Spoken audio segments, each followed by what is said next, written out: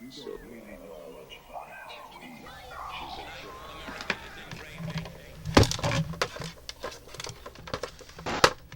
Hello, everybody. I realized I forgot to grab something important. I also have no idea where my ponytail holder went. I was just wearing it. Ain't that just how things work? Also, the PS2 capture's a little screwed up right now because in between the start of the stream when I tested it and the, well, now it miscaptured. Because of course it did, right?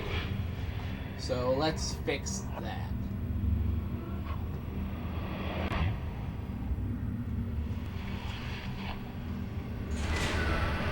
Because it wouldn't be one of my streams if something didn't go catastrophically wrong, right?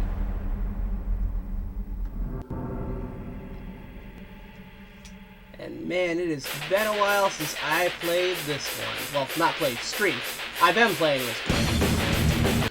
Off stream, so one of the people who be saying when my computer destroyed itself.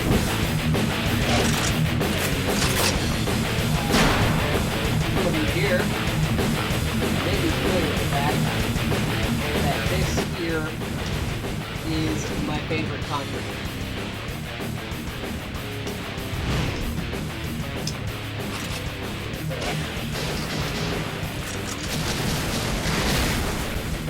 Okay, so who all's still here? Who sat through the ridiculously long pre-show sequence? Because I had stuff to do like usual. Who is in fact still here? I see Sayla just popped in. Hello. I know Zot showed up earlier. Jagos is lurking. Hello. I know Katara was here earlier, started Skyward Sword, fun game, a bit frustrating. I've never gotten to play it. I always wanted to, but it is what it is, right? Now, some of you may notice that my microphone is, it's open the whole time right now. I usually have it fading in and out. Because I have not yet reinstalled Voice Meter.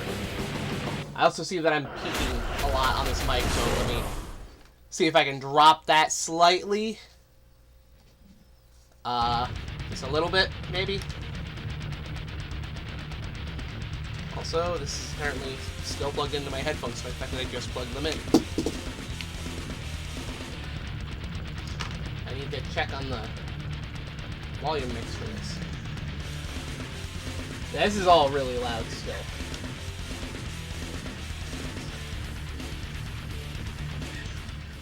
Let's turn down the game a little bit.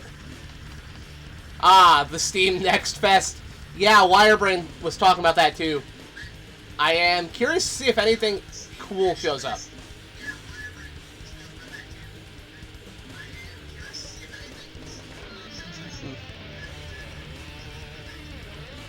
This will have to work. This will be fine. The audio setup might not be as...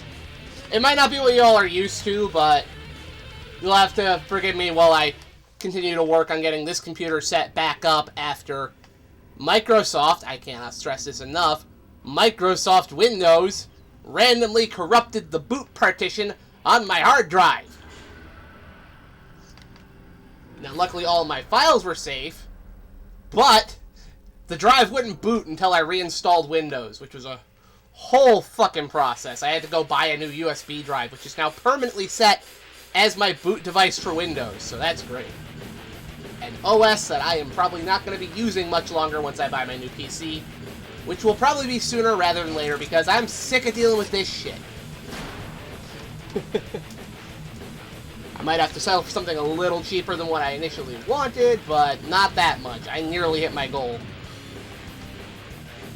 Anyways, let's just stop beating around the bush. I've just been sitting here letting the 2000s metal serenade us. This is Contra Shattered Soldier. I will say the PS2 capture, not the cleanest, Not my favorite device to capture. Everything from the capture always comes off a little dark and muddy. You'll see that more once we get into the actual game, but, yeah. So here we go. Contra, Shattered Soldier, for deep action gamers. This is known as Shin Contra in Japan, or True Contra if you're a fucking weeb who can translate that. I think everything's set up the way I'd like it to be right now. I'm fine with this. For 1 or 2 players, as a Contra game should be, see the Contra Adventure. Yeah. So, this comes out after the PS1 Contra games, obviously. But the PS1 Contra games kinda had some big mistakes with them. I also just noticed I never restarted the playlist, so I should do that while we, chat. Anyway. Yeah, so brief history of Contra, I suppose, while we get into this. The original Contra comes out in, I want to say, 1986, and is a big success, especially once we get the Nintendo port. You know, it's considered a classic for a reason. If you were playing Nintendo back in the 80s, you probably knew Contra. You probably played Contra at some point. You probably enjoyed Contra. And the series would continue very strongly with Super Contra, or Super C, as it was known on the NES, which is an improvement on the original, in all honesty. Both the arcade and the Nintendo port. I would say Super C is a direct improvement on the original. Then, of course, you get into the 16-bit era with what a lot of people would consider the best Contra games. With Contra 3, The Alien Wars on Super Nintendo, known in Japan as Contra Spirits, and Contra Hardcore on Genesis, or Mega Drive if you come from that part of the world. And those are 2 great games. Like, absolutely fantastic. I have no notes on those. They're great games. There would also be a pair of good Game Boy games for Contra, because you would get Contra Operation C. Operation C on Game Boy is fantastic. If you want to play an old 8-bit Contra game that you haven't played yet, Operation C is well worth a look. Yeah, you gotta deal with the monochrome Game Boy. Grow up. You're an adult. Hey, hobo. But yeah, Operation C is well worth a play. There was also a Game Boy port of Contra the Alien Wars for Super Nintendo. And that original Game Boy port is actually super impressive. Highly recommend checking that out if you haven't yet. It's a pretty good port. Done by Factor 5, I believe. The guys who did, Will I Strike with Extreme Prejudice? Is there any other way to strike? Factor 5, I believe, were the guys who did, Rogue Squadron, my favorite Star Wars game. So you're in good hands with that port. Are the Contra games part of one timeline, or are they all separate timelines? For the most part, Contra is all part of the same timeline. It's a little weird because the early American releases of the games, they did change the story in those early American games, and it was a bit nonsensical. The Japanese timeline fits together a lot better. One of the major changes I can point to, you can try striking with perturbed malice. I think Extreme Prejudice fits my mood a little bit better after the week I had. Oh man, fuck Microsoft, okay? Anyway, so it's all part of the same timeline, officially. The American localizations did some wacky things, like the original Contra is not set in the 80s. That's what the American version has you believing. Nah, it's set in like 2630 something. I forget off the top of my head. I believe this game has a record mode where you can actually check the timeline of things, but you have to unlock it by beating this game. Anyways, I'm thinking for a bit. But yeah. The only ones I can think of that are debatably not part of the timeline. Well, not debatably, because, like, I was about to get to this. After the 16-bit games, which are considered the peak of the series by many people, we got to the PS1 era of Contra, where Konami decided to farm out development to an outsider studio, Appaloosa Entertainment. I think Appaloosa Entertainment might have been made of guys who worked on Echo the Dolphin. I'd have to look that up. I think that's what I remember, though. And they were not the guys for the job, because Contra Legacy of War, not a good game. Contra Adventure is even worse. They are bad Contra games. They actually kind of stopped the series' momentum right there. They didn't sell well, players didn't like them. It was just kind of... It just wasn't there, you know? Didn't help that for Game Boy Advance, the Contra game we got for that. You know how we got... I want to just point this out.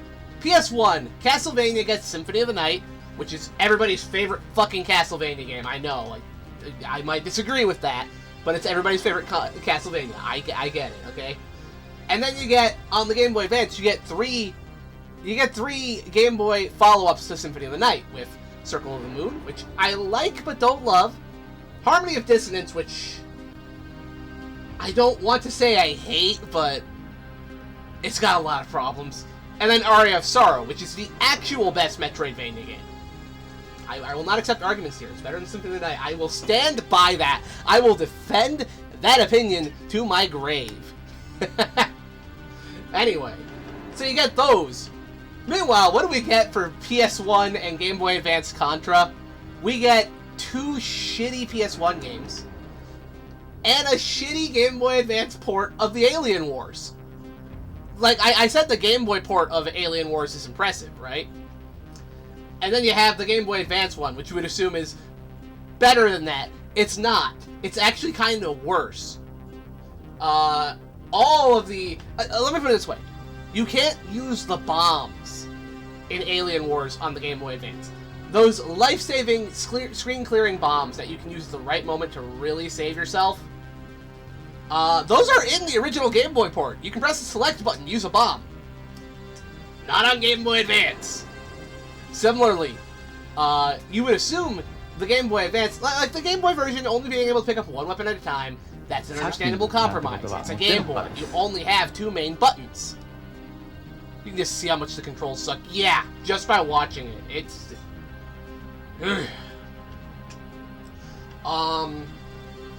Contra Advance, the Alien Wars.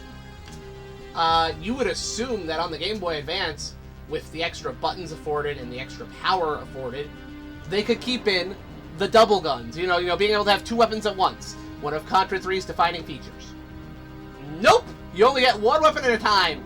You do have the option to switch back to your old one if you don't like what you picked up, because it'll stay there on the ground for a little bit, but you still only get to carry 1 at a time.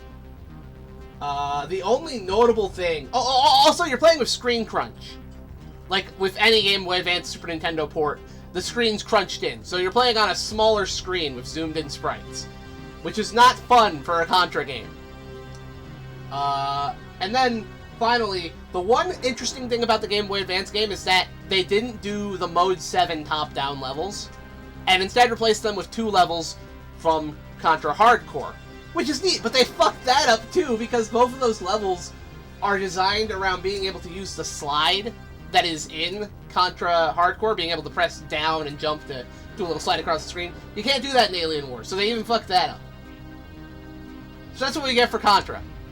And by this point, the reputation of the series is well and truly sullied. And I guess people didn't really pay attention to this game.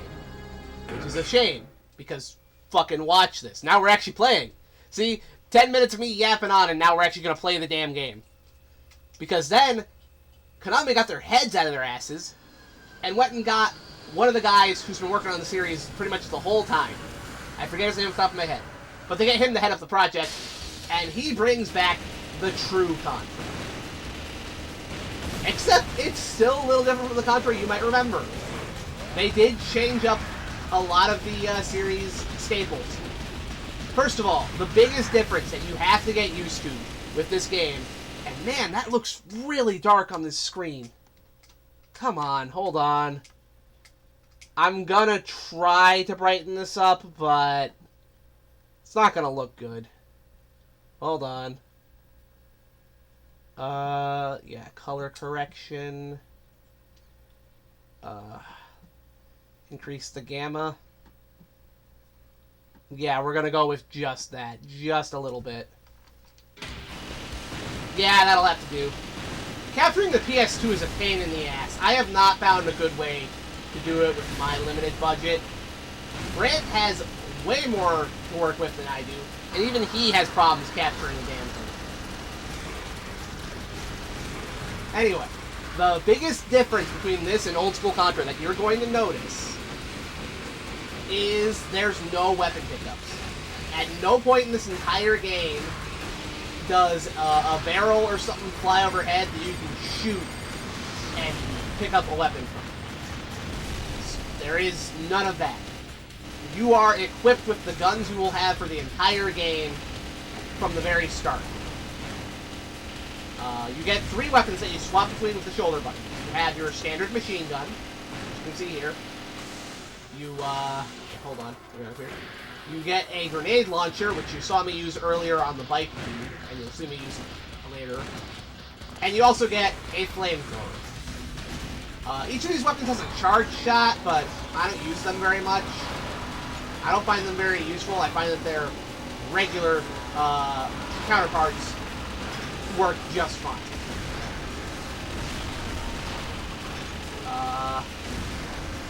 And yeah, if you're an old school Contra fan, you might realize, wait, there's no spread gun in this. And you would be correct, there is no spread gun. I, as a big fan of the Contra series, say, fuck the spread gun. That's pussy shit. What, you really need a gun that sprays out all over the screen to play the game? Come on, man. I'm being a little facetious, obviously, but yeah. What you have right now is what you get. One other new feature here that you're seeing me use right now is the ability to strafe by holding down the L2 button. Which is great. Being able to lock your direction in being able to lock your direction and keep moving is a great feature that I wish more run-and guns kept. There's a guy with a shield coming up here. He thinks he's going to be safe from me because he has this big old shield, but then I have a flamethrower, which just doesn't matter. Hold on. Okay. I'm going to pause here for a second to read chat because there's no way I'm reading chat while I'm playing this.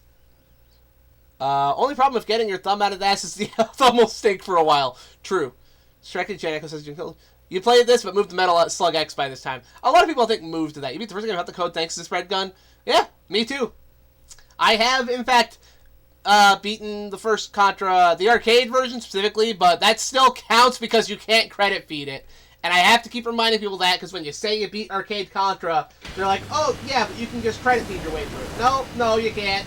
You get 3 continues, just like the NES game. And it's not easy to finish that game. But, yeah, no, I don't think the spread gun's bad, by the way. I am being kind of jokey about that. Anyways. I think a lot of people moved over to Metal Slug for their run and gun fix, though. Just because, yeah, those PS1 Contra games were not good. And Metal Slug did a lot better by sticking to its roots. Also, if it's not obvious by now, I've played this game a lot. Especially this first level.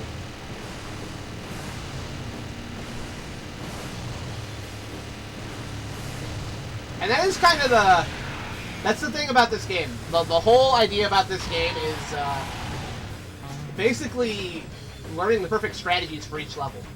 You might have noticed up at the top of the screen there's a hit rate percentage. And that's basically keeping track of all the unique destructible items in the stage, including enemies.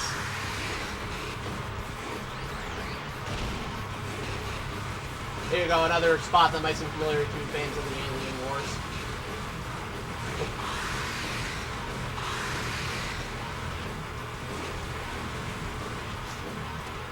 One more thing that might be familiar to fans of the Alien Wars.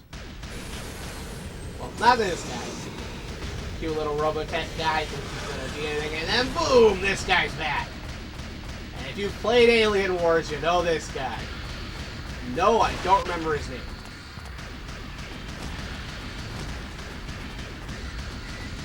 But anyway, the hit rate percentage keeps track of all the destructible items in the stage, including enemies and pieces of bosses. A lot of bosses can actually be killed way quicker by focusing on the, by focusing on the, like, they can be killed a lot quicker by focusing on their weak spot. But that's actually not what you want to do. You want to try and destroy everything. So you gotta start learning those strategies to get through it. Also, did you ever wonder what was on the other end of this guy? No? Well, here you go anyway.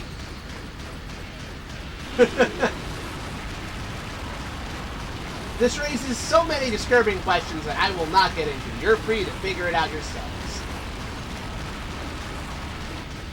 Also, yeah, that spot I'm standing right there is exactly where you want to be on that, because, yeah, anywhere else you're gonna get dunked.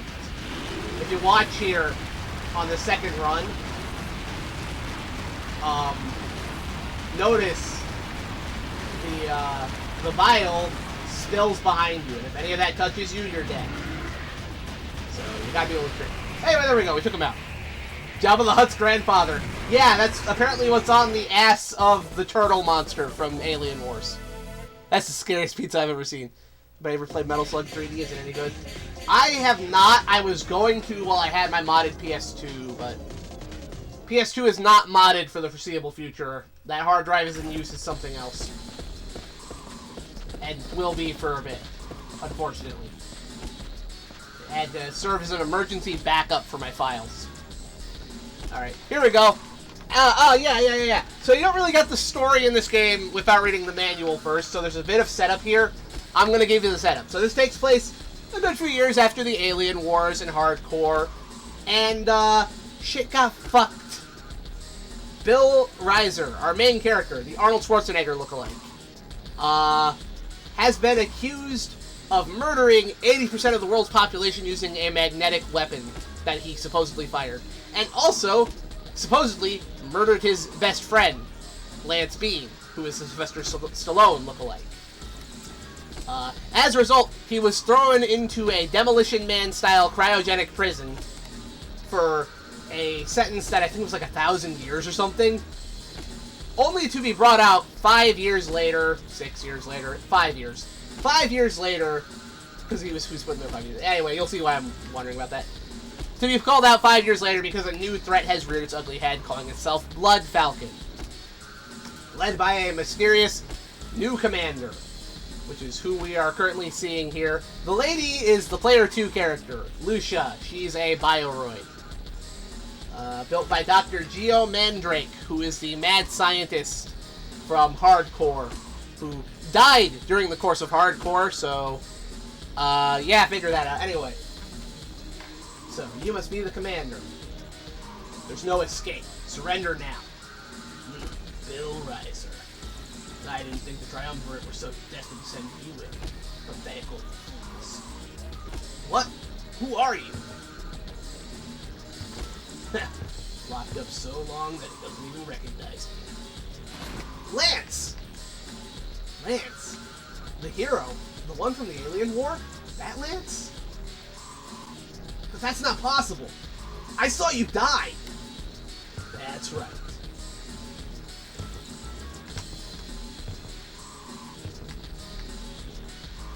But as you can see, I've returned from the dead.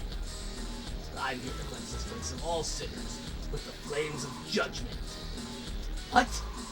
Lance, do you really believe what you're saying? Poor Bill. You're the one without a clue. The true reality is beyond comprehension of a mere grunt of evil. Well, it's just as well. I'll let you go this time, for old time's sake. But remember, don't expect any mercy from me next time. Farewell. Lance, wait! 6 years ago. Lance! Hang on, Lance! Bill. Damn it! Who got you? Well, hold on, I'll get the medic. Bill. Wait. Huh? Watch out. We're just They use...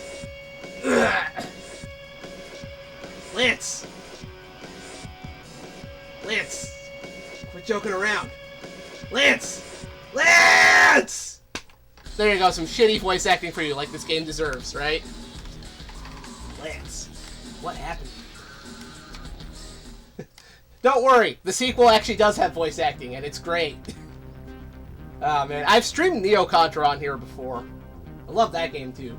Very different game from this. Alright, so there we go. That's mission 1. You can actually play the first 4 missions in any order you want. But, I actually prefer to play mission 4 second. Mission 4 is actually my favorite of the missions. So we're going to do that one next. And then we'll try to do the city and the train. We'll see how far I can make it. My current ranking is S because I got 100% hit rating on that previous stage and didn't die once. Let's see if I can keep that up. Probably not. So, this stage starts off insane. And I love that it does.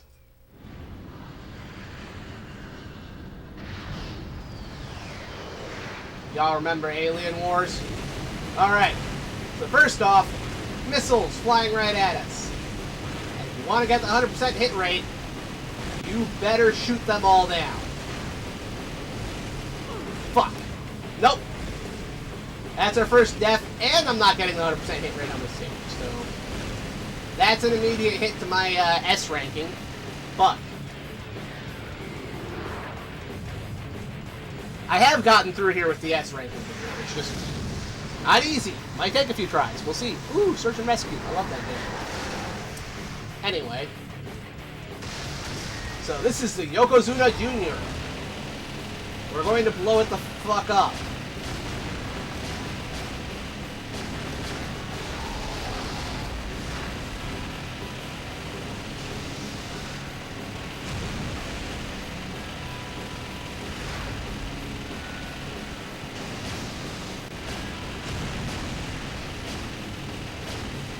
Oh, what? Man. That sucks. Bigger guns. We gotta get bigger guns. Fucking guns. I think my gun will work just fine, actually. That's right. That's where we're going to get big guns. Stop! We need a big, big fucking gun! I fucking love Split Second. That movie is so good. There we go! Alright. His missile backpack blown up. Probably gonna take out his little jet ski next. Yep, there we go. All that's left is his gun. His big gun. Not off to a great start, though, with losing 2 lives right on Yokozuna Jr. This guy's just the start of the stage. Alright, here we go, here we go. Alright. So, he's gonna shoot out some missiles next. And if I'm careful, I can take this guy out in 2 turns. I just have to be real careful with what I'm doing here.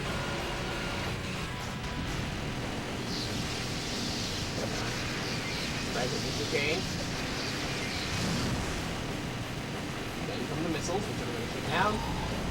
And then another hit of the flame whip to his core should take him out.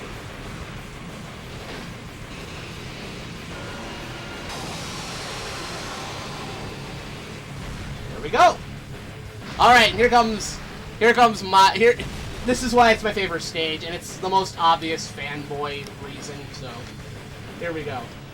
Why do I like this stage so much? Because it's a bit of a movie reference.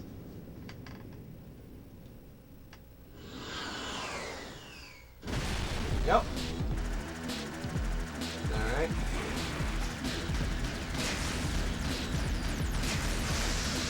Yeah, you see it. You see the green eggs spawning monsters at them. You already know where this is going. Yeah. And then you see these giant flower monsters mounted to the wall. That's right. This level is clearly referencing the seminal classic, The Rift. Also known as, I forgot what it was called. Endless Descent. That's the movie I was thinking of. What movie do you think this was a reference to?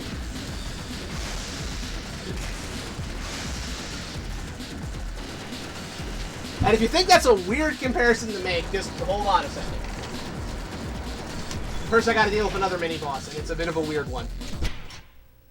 Why does it think my microphone is unmuted but has no signal? What the hell?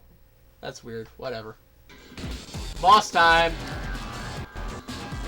This game is extremely boss-heavy. There's no real way to get around that.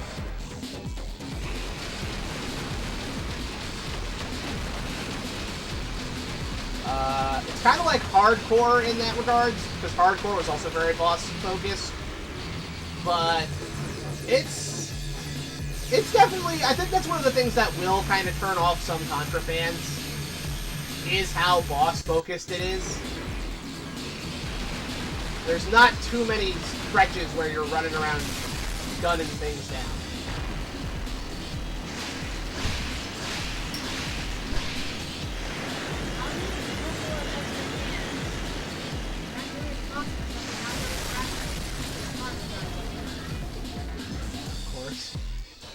Alright, we'll be right back, because apparently I have to go bail my mom out. Because critters knocked over my trash can or something. Be right back, I gotta go kill some krites.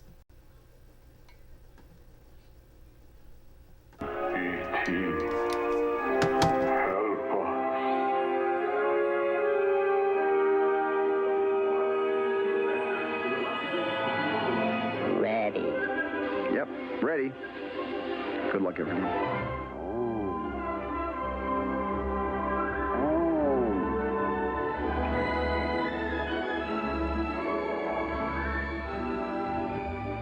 They're getting away. Unit 3, cut them off.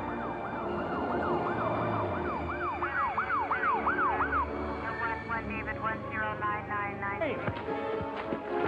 Go! Hurry, get him!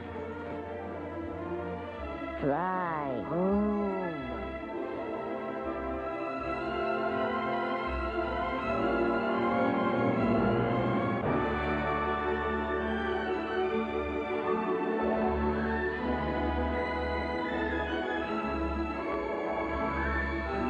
E.T. Go to Tikri. Hurry.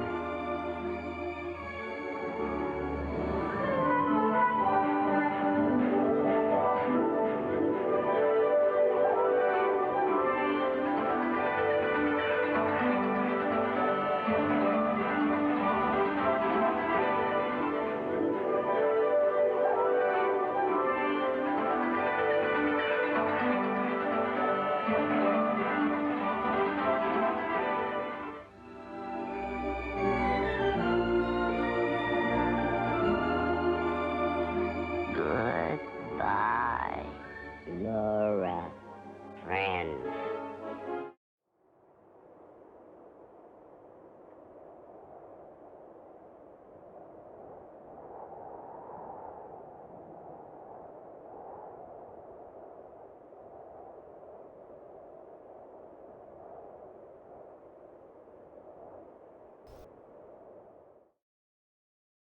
Okay, I'm back.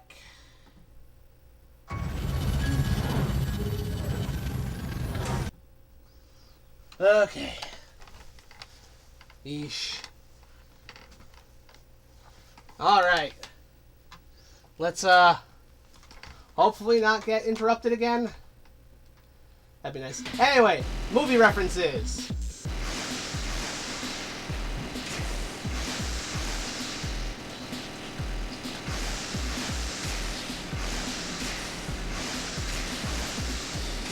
Man, this looks so much better on my TV than it does on the capture. That's gonna bother me.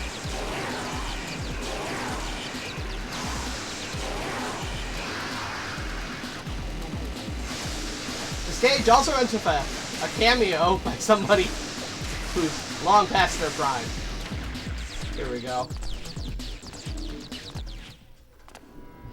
Holy shit, Seaman, you have seen better days.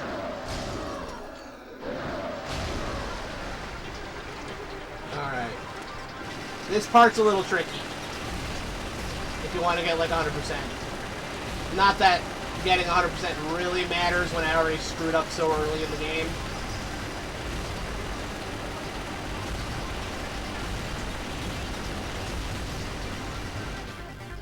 But I still want to try to get as high of a ranking as I can. Alright. And now our boss. Man, seeing something lurking around beneath water like that, I don't know what it is, but it always creeps me out.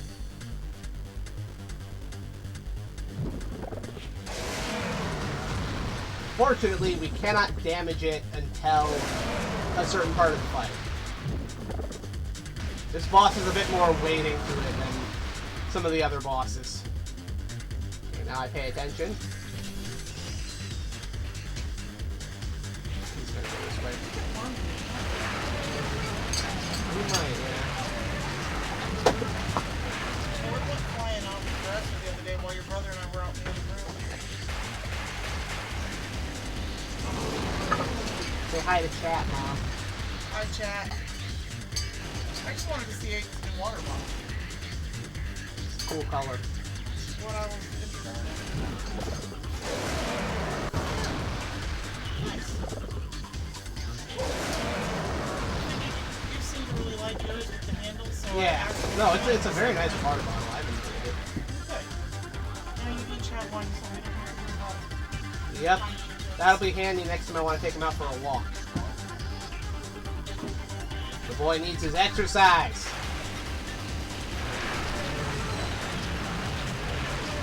Damn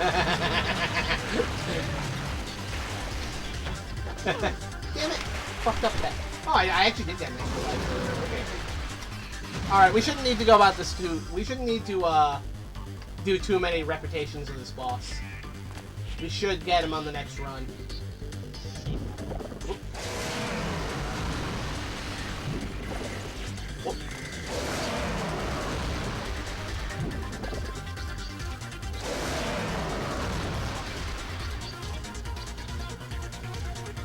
Hopefully I can at least get an A rank.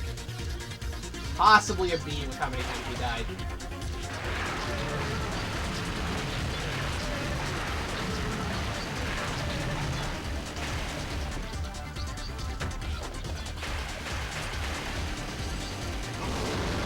Alright, we're gonna have to go for one more go around this boss, but yeah, we'll get him this time.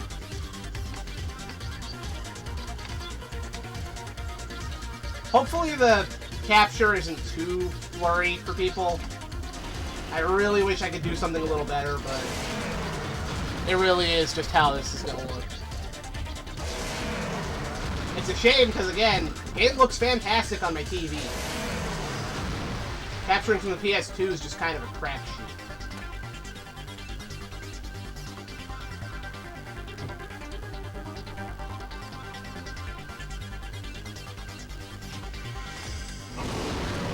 Oh, what?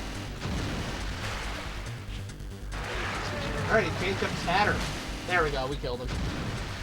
What it is, yeah. There we go, one last attack. And that is level 2. This goes Contra and it's about to get good. Honestly, this one's a little bit more get good than the other ones. This whole game is predicated upon being able to get through the levels borderline perfect. I mean, you got these style rankings, basically, right? You know. I'm currently at an A rank because I screwed up by dying a few times. Took off 6% of my score. But, yeah. Yeah, it encourages you to replay it over and over again, trying to get good. And to also eventually beat it, because this is my favorite Contra, but I have not actually been able to beat it yet. I have gotten to the final boss, and oh, that's a doozy. But I haven't been able to clear it yet, because it is damn hard. I've beaten a couple Contras before, not this one. Alright, so next up, the train stage is actually probably the most basic. It's also the one I had the least amount of practice with.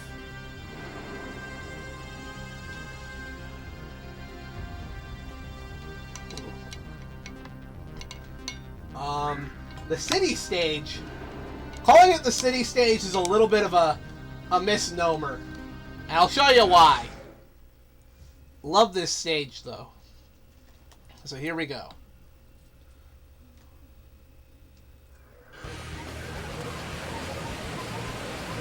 Man, that is so much darker than it should be. Can I stop here for a second and... Don't screw me over, game. As long as I don't go forward, I don't think the enemies start popping up. And there's no time limit, so let me... real quick, see if I can... that's...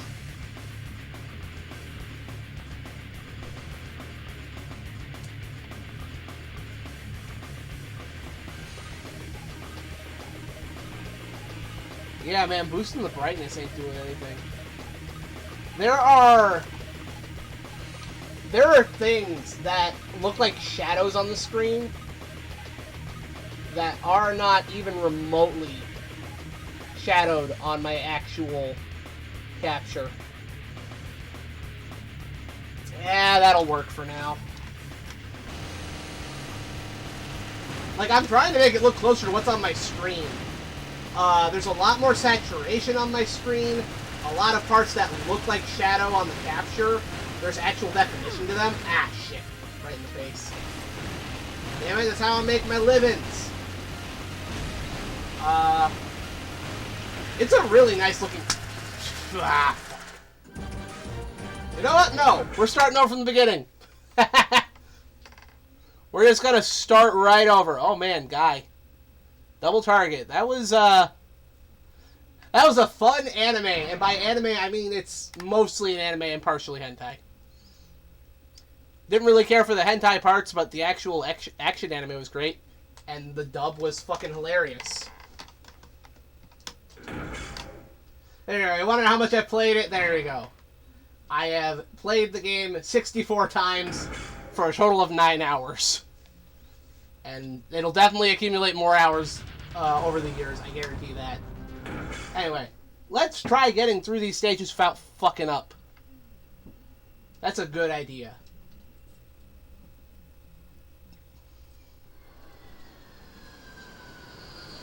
Anyway, I do think that this is a great follow-up to stuff like the Alien Wars. It carries on the tone from Alien Wars much better than either of the PS2 Contra, not PS2, PS1 Contra games did. And every time it does a little bit of a callback to previous Contra games, it does it in such a way where I don't feel like it's a cheap nostalgia grab. They always take the callback into a weird direction. Like with the first stage boss. I don't think anybody playing this game for the first time expected the boss to turn around and for there to be a giant face on it.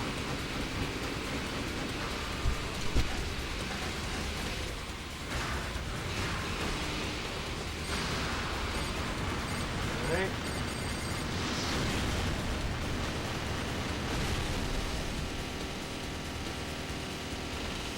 And yet, just even down to the aesthetics, you can tell this is a sequel to the Alien Wars. Which is honestly kind of fantastic they managed to translate that to a 3D look. Although I have to imagine, if this had come out a few years later, after it did, when pixel games were starting to come back into style, I could totally imagine them making like this as a pixelated game. Kind of glad it didn't, though. Honestly, one of the things I like about this game is that for as many callbacks as there are, it really does try to push Contra forward into a new style. And I appreciate that.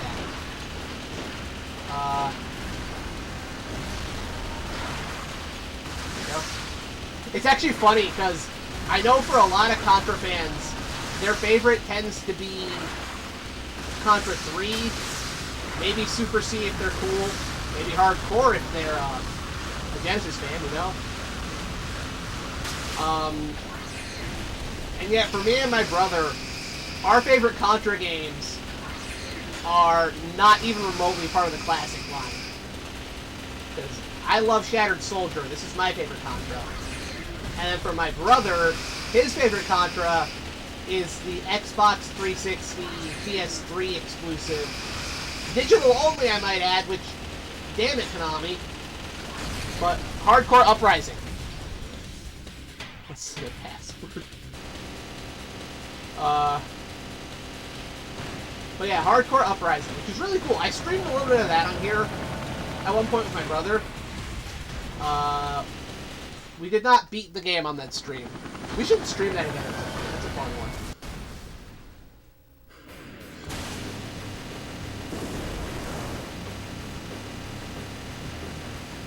Whoop.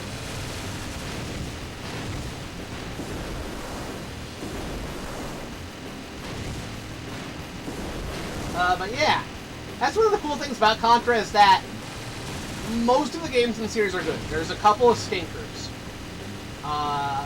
Legacy of War and Contra Adventure on PS1, those ain't very good.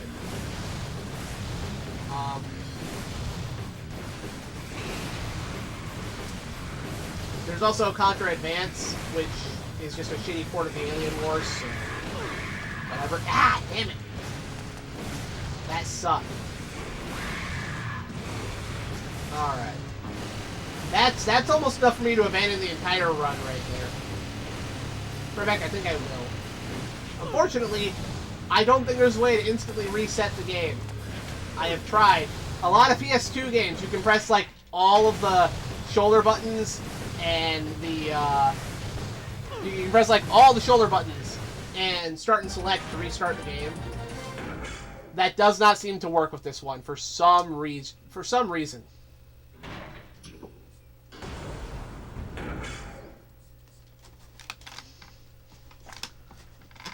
So, yeah. That is actually one of the few complaints I would make about this, is that there's no instant reset. But when my complaint about a game is that there's no instant reset, like, really, how much am I complaining? You know? That's a pretty minor complaint that the game doesn't let me instantly restart, I would say.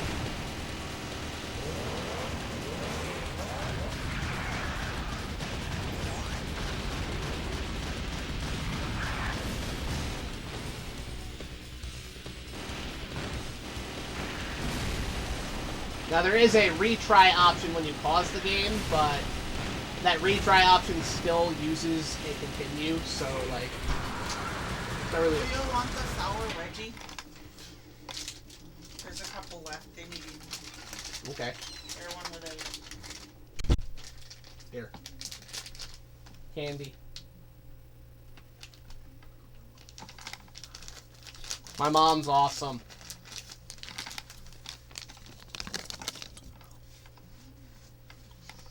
Alright, I'm gonna shut up, eat my candy, and play the game for a bit.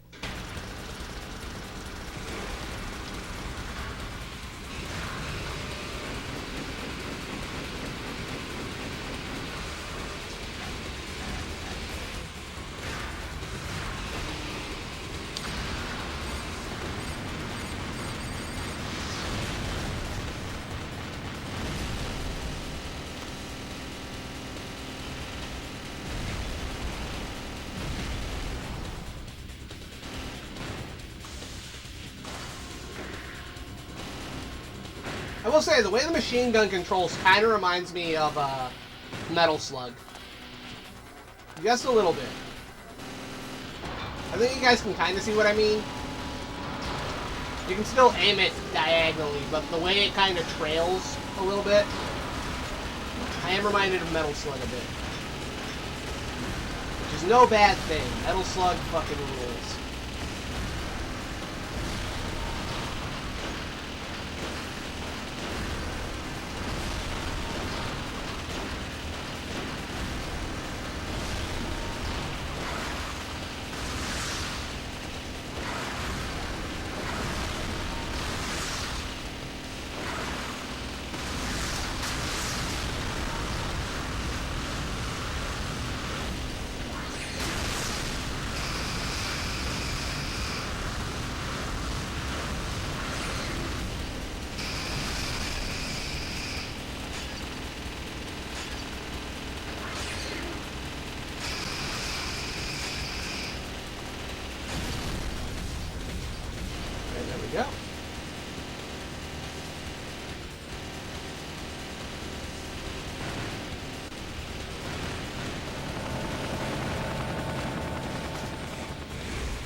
That was close. I did not quite land enough hits on that guy. Now, if any of you saw me play Blazing Chrome a few weeks ago, I mentioned that if it were a real Contra game, would have been like my second favorite. This is my obvious favorite. So what is it about this that I like better than Blazing Chrome? Because there's a lot about Blazing Chrome that is undeniably better than this. The graphics in Blazing Chrome are fucking amazing. I love the art style. The gameplay is great. I love the levels. But what is it about this that I think is better than Blazing Chrome? It's honestly one thing. It's to do with the controls. Strafing. Being able to lock your direction while moving is such an indispensable and convenient tool to have in a running gun. And not nearly enough of them have it. I'm sad to say, it's true. A lot of running guns do not have the ability to lock your aim while you're moving. Blazing Chrome will let you lock yourself in place to aim, which is still a very useful thing. I'm not going to knock it. Glad that's in the game. But yeah, not being able to lock your aim while moving in Blazing Chrome, it feels a little restrictive. That's one of the things I like about Shattered Soldier, is how unrestricted in my movements I feel.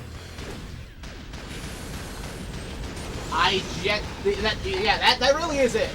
I feel totally in control of my character in this game. Every time I die, I feel like that was on me. Like there's not an instance where I stop and go, oh come on, how was I supposed to dodge that? It really is as simple as I fucked up. I should have not been in that spot, you know?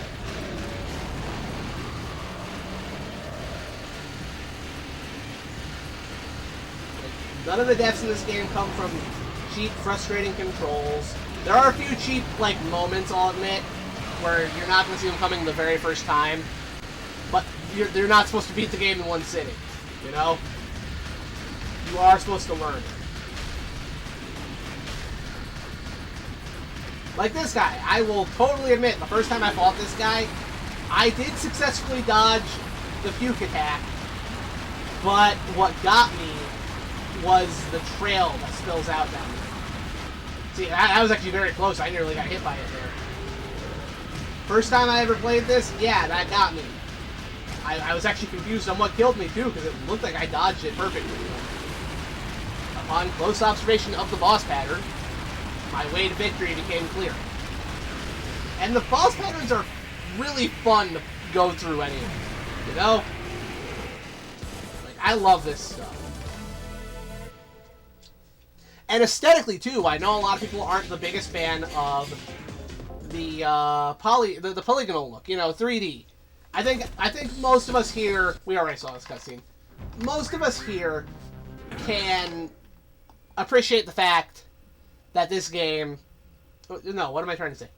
Most of us here, I think, prefer pixelated graphics. There's a certain art to it, right? 3D graphics rarely look as impressive. But honestly, aesthetically, I still love how this game looks. If I were to compare it directly to another game, which I also love the way it looks, it would be the PS2 remake. I made the exact same mistake I made on the last one. Damn it. Well, I can still get an A rating, but... Man, I was hoping we did better than that. You can appreciate the Winnebago that trucked up... Yeah! I love how the freaking aircraft in this that looks like a big old van. That is such a... I have to believe they designed it to look that way on purpose. They didn't want it to look cool. They wanted it to look kind of lame and utilitarian. You do not make something that looks that goofy without, unintentionally, you know? And this game plays itself straight. It really does. But you can also tell it knows exactly what it is. It knows how ridiculous it's being. Like, right now, we're fighting a giant jet skiing robot while we're suspended on a missile in the air. This game knows exactly what it is. Damn it. It is not pretending to be serious, but it is playing itself straight. Because, honestly, the joke's already made. The fact that this is already so ridiculous, the game doesn't need to make a joke about it. You know? They were fans of Spaceballs. You know, they might have been. Because I know that it's very easy to look at the later half of this stage and just go, oh yeah, they just took the alien and set it underwater. You know? But there's the plant monsters that you fight, the big old tendrils popping out of the walls and shit. That is so similar to a specific shot from the Rift that I can't help but feel that maybe somebody on the team had actually seen that movie. Because it's just, okay, the alien eggs underwater, that's, you know, I can see that just being an, oh yeah, they just decided to take their alien steak and put it underwater, right? But the giant plant monsters are what gets me. That makes me go, that has to be the Rift. I can't even pretend it's not.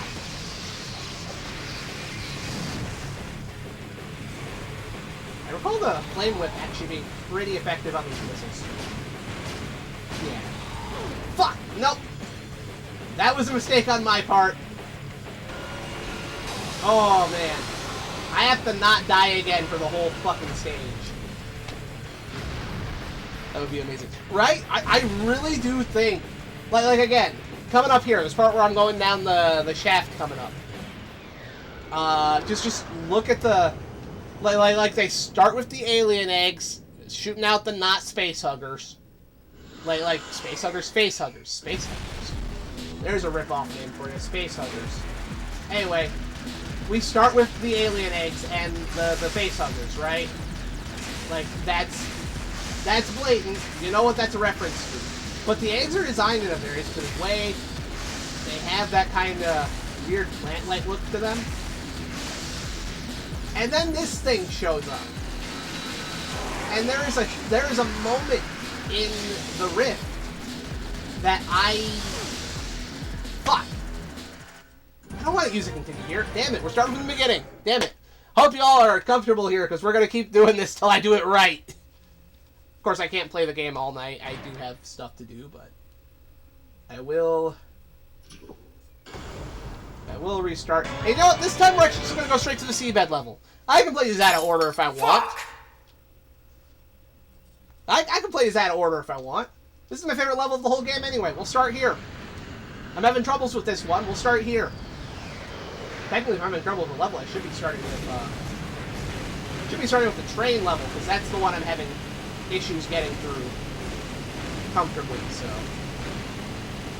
Really, that's the one that should be starting.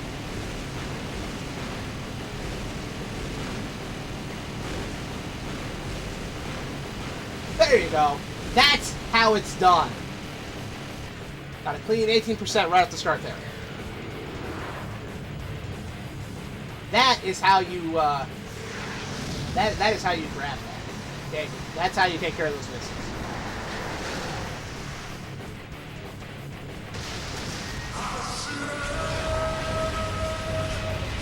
Nope, this mistake runs something. I don't know what.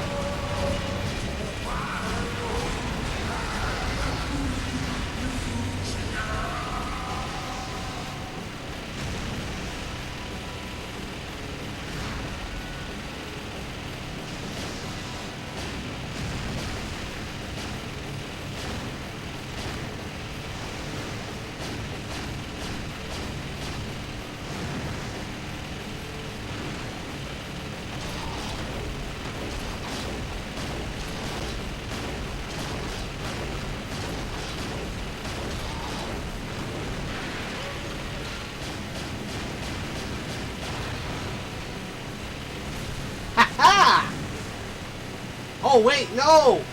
I screwed up! I destroyed that too early. I can't get to his backpack now. See, that's what I was talking about. You can destroy bosses early. But...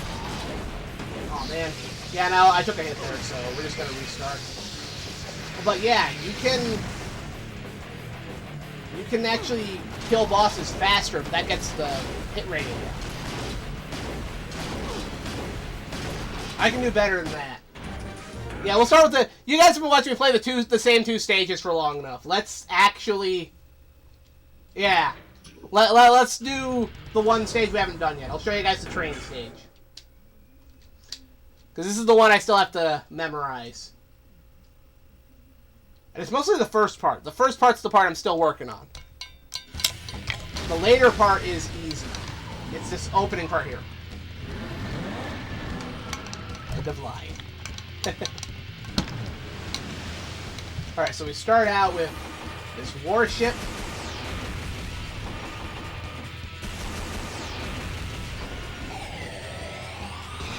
Ah, damn it, I did not jump fast enough. See?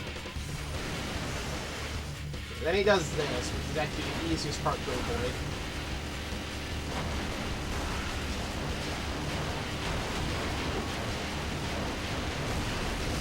Go.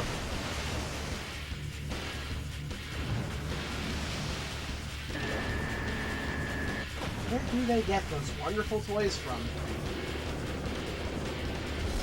Probably Contra. Okay.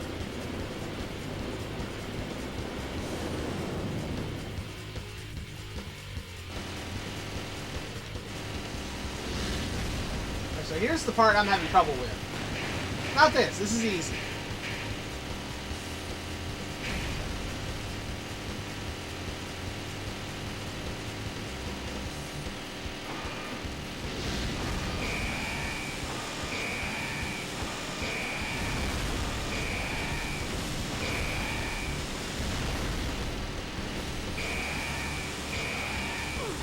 Yeah, see? Trying to destroy all of those. Yeah, oh man. And you also got these guys on the missiles coming up behind you.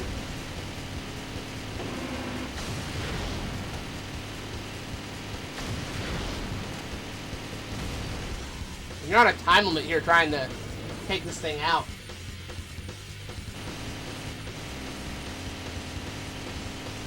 You might have noticed we didn't actually destroy that airship. I think if we got everything on it, then it would blow up all the way. But we didn't. Oh, and I even missed that guy at the end. See? See? That's how the game gets you. There is a time limit on taking out certain bosses. So I've already died multiple times. And we've moved on without destroying everything. Alright, so this part here, I don't think I can hit this thing yet. I have to wait. It does this.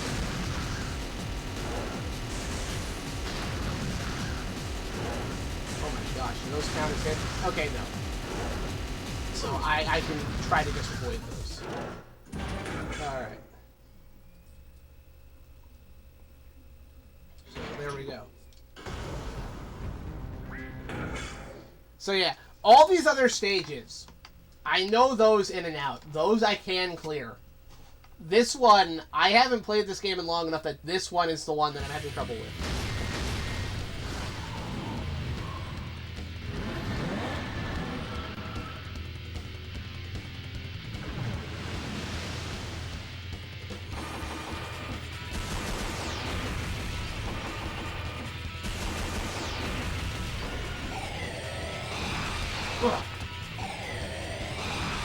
What?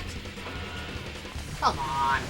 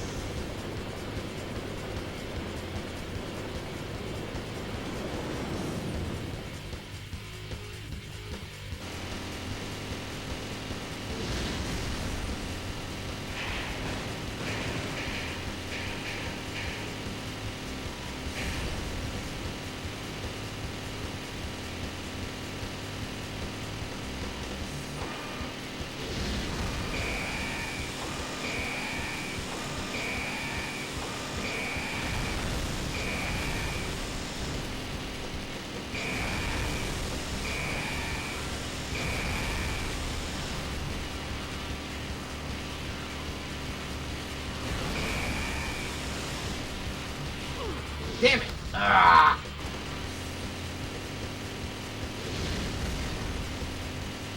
That was close. That was close. Maybe I should have swapped over to the Flame Whip once those things got lower.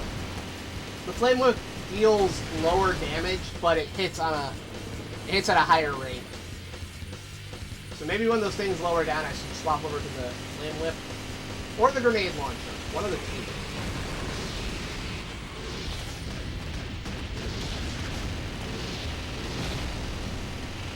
Yeah, now I'm already screwing this up too. Yeah, I gotta kill those guys faster or something.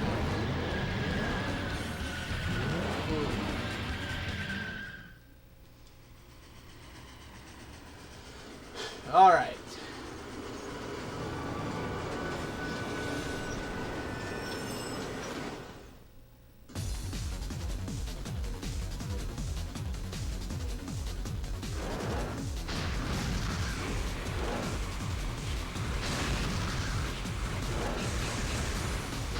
That might actually be the best option here.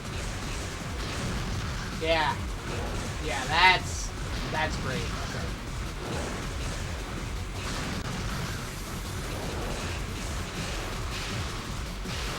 Alright, now it's ready.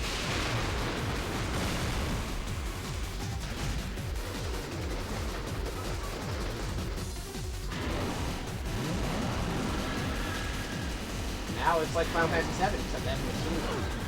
What? How did that guy withstand that many bullets?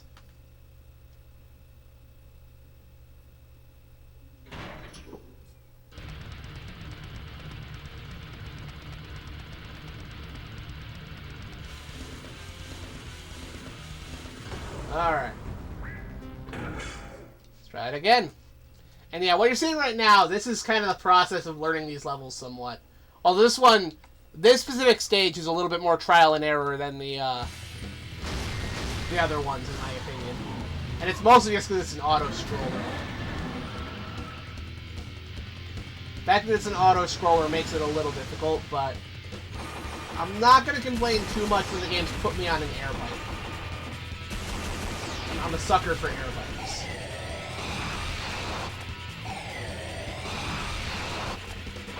There we go.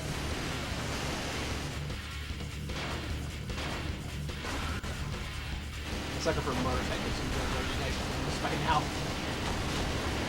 Show me somebody riding a cool bike in a video game or an anime or something. I'm gonna be happy. Hell, my favorite anime of all time has a robot bike in it. Come on.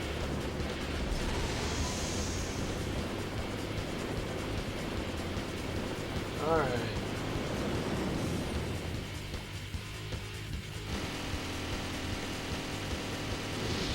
Oh, what? Ah, man.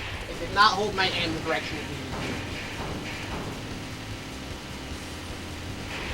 Oh, no. I'm actually doing worse.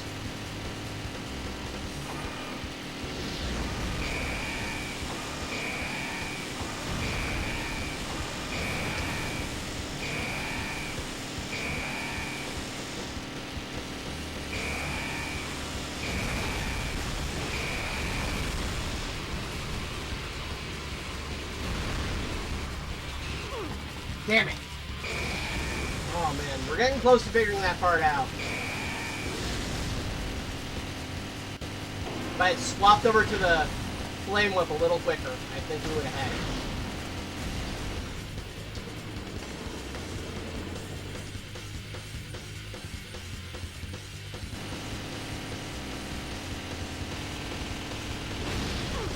Damn it.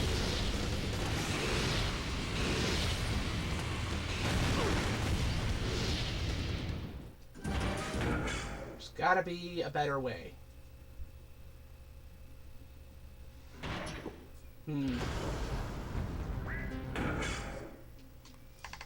Let's see here. If we can clear this stage with a decent rating, the rest of the game will be cake. And in particular, I want to do that so we can actually see some of the final levels of the game. I don't think I'll beat the game tonight. I haven't been practicing enough for that. But That sucked. I'm just gonna... Hold on. Just gonna let this guy get me. But, yeah, I need to practice the game more if I actually want to beat this one on stream. The trick, is that I have to get to those final stages and start practicing those. Now, I'm sure some of you old Contra heads are wondering, what about the Contra 30 lives code, right? Up, up, down, down, left, right, BA, start. Good old Konami code. If you set the game to easy mode, you automatically get 30 lives. However, you do not get to play the final levels of the game. Easy mode is your practice run. That's what you play to learn the stages and get good at them. I have played easy mode enough in the past that I don't particularly want to play on that mode anymore. I want to play with the real difficulty, you know? Very much like beating Contra without the extra lives, you know? But it is cool that they kept the 30 lives thing in. Practice, what is practice? Oh! Yep.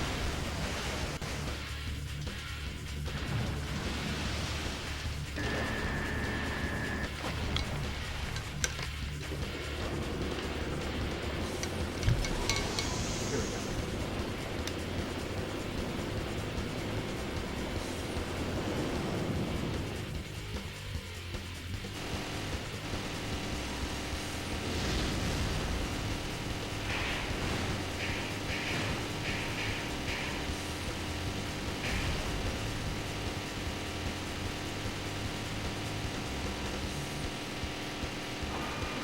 See, they deploy that first one just in time for the missile guy to start coming up.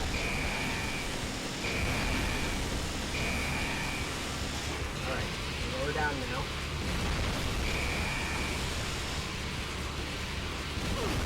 Ah, damn it.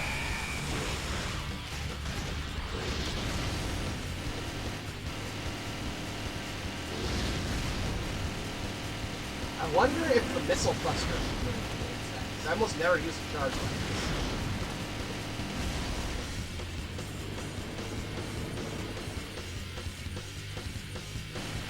I'm gonna try using a grenade on these guys. The reach kinda sucks, but the damage output is good.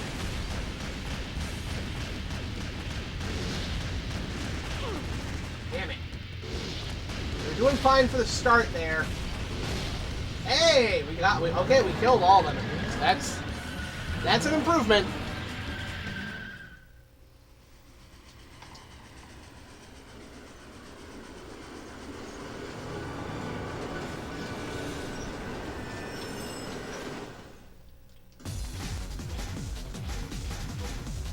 Okay. Open ourselves here and use the flame whip to take out the incoming missiles. God damn it. I started moving there and I did not want to move. I wanted to stay in place. Whoop, whoop, whoop, whoop, whoop. Ah, okay. Gonna dump a bunch of grenades on that. Excellent. Speaking of dumping grenades on things, let's try that for our motorcycle friends.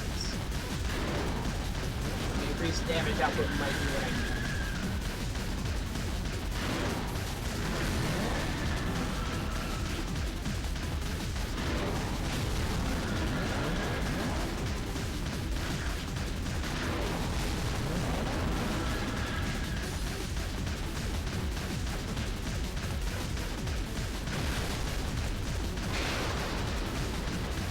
Okay, what next?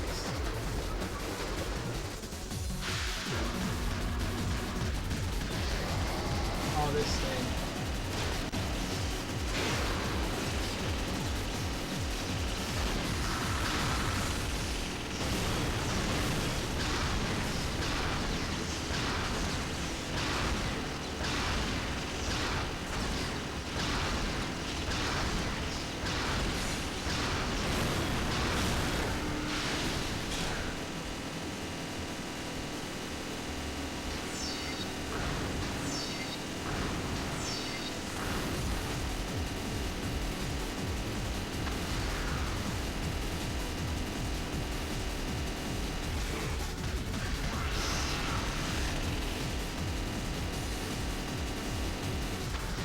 Oh no, I didn't destroy it fast enough. Damn. I think at least the auto-scrolling segment's done.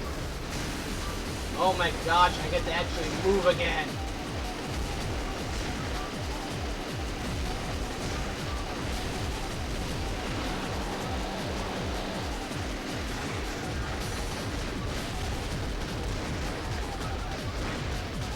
Joke's on you, assholes. I have grenades.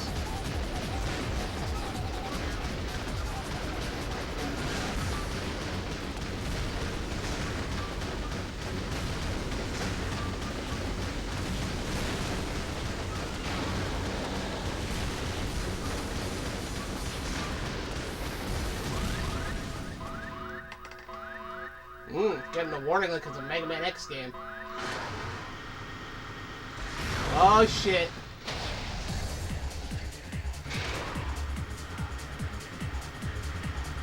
A little bit of a hardcore reference for you here. Alright, so... Ah! Damn it. Died in the first attack. Alright. Getting better, though. Getting better.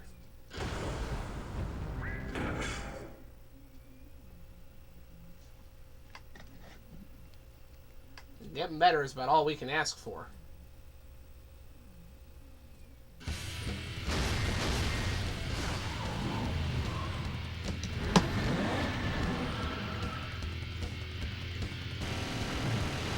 Alright, let's see if I can handle this. Whoop.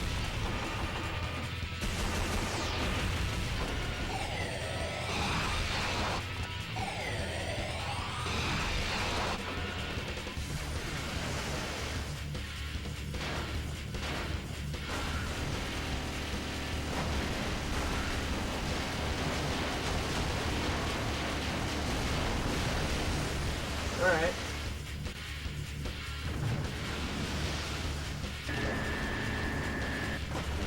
You know what else this game kind of reminds me of in ways? It reminds me of some of Treasure's work. Gunstar Heroes, Alien Soldier, those two in particular. I'm reminded a bit of those with this game. Not a bad thing.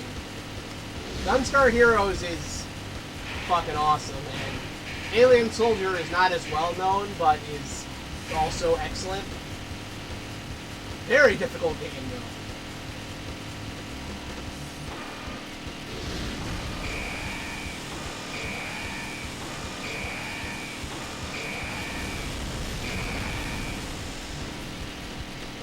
You know, maybe...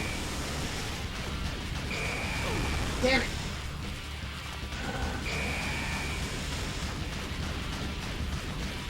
No, nah, that wasn't it. That was a bad move. Flame Whip was definitely the way to go. Just gotta work it a little harder. Man, what is the trick there? What is the best way to get past those turrets and destroy them all?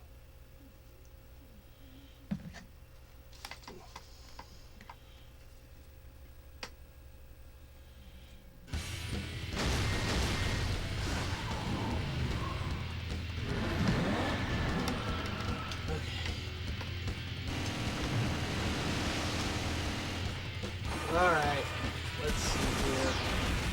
I had an idea, by the way, for one of those shitty top 10 lists people on YouTube like to make, right? I had one that might be fun, but it requires me playing some games. And yes, I'm letting myself die here while I talk because I already screwed up that early in the stage. The idea was simply top 10 retro Contra clones. Which it was interesting because first, I have to make sure there's even 10 of those to pick from. And I did. It was a small list. I think I found about 12 actual games I would classify as Contra clones. I had to put some stipulations in there. Like, I say classic, retro. That means that stuff like Blazing Chrome and Super Cyborg are immediately not available for the list. Like, that's just out of out of the question, you know? But I also decided, in the interest of making it a fair competition, I was also going to disqualify Metal Slug. Not out of any shade than Metal Slug. As a matter of fact, Metal Slug gets the highest of honorable mentions for that list. However, I do think that in the interest of fairness, I can't put Metal Slug on the list, because it'll dominate. Also, I'd have to pick a Metal Slug to put on the list, and I'm not doing that.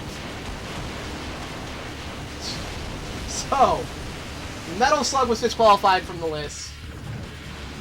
And it's a preliminary list right now. I'd have to actually play through it. I have to play some games that are on the list and decide where they go. There's plenty I've already played, and I know about where I'd rank them. I even know which one number 1 is. I know which one number 1 is going to be on the list. I'm not telling you, but I know what my number 1 is going to be as far as this list goes if I make it. The trick here is that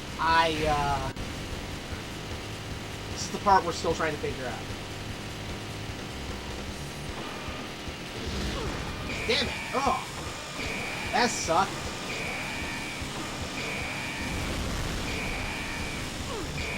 Okay, we're already failing here, so I'm gonna try something that I was curious about anyway. Yeah, nah. Nah, bruh. It's the Flame Whip. It's gotta be the Flame Whip. If only KBX were here. I think KBX would be having a ton of fun with this. KBX shares my love of these types of games. Anyway, because I'm disqualifying Metal Slug, though, that also means I have to disqualify games that are closer to Metal Slug in terms of games that came out after Metal Slug that are clearly Metal Slug clones. So, Dolphin Blue and Demon Front are examples of games that would get disqualified from that. Great games. Dolphin Blue would actually be a fun one to stream on here at some point.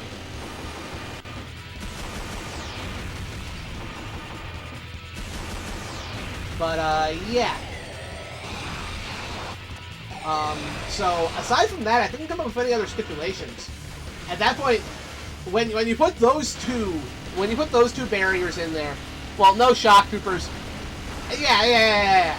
Shock troop. Well, I also wouldn't put those in there though because those aren't really Contra clones. You know, Ikari Warriors, shock troopers, Commando. That's all its own kind of top-down run and gun type stuff.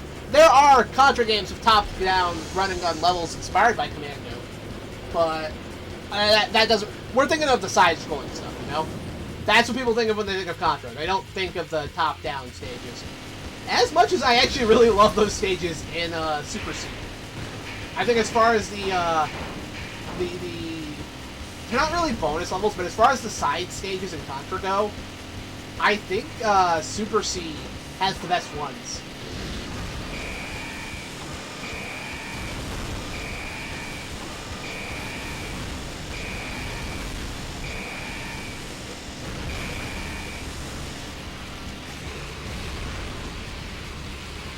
Hey, there we go!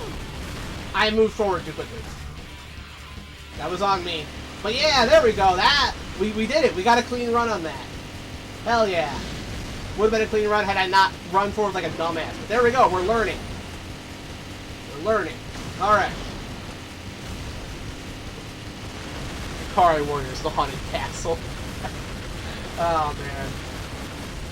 Ikari Warriors, very important game, in all honesty, but it's rough, man. There are a dozen other games I would rather play.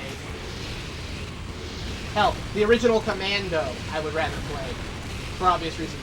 Original Commando rules. Also, Mercs. You want to talk about a great top-down run and gun? Mercs, the sequel to Commando. I fucking love Mercs. I own a copy of that on Genesis. That game rules.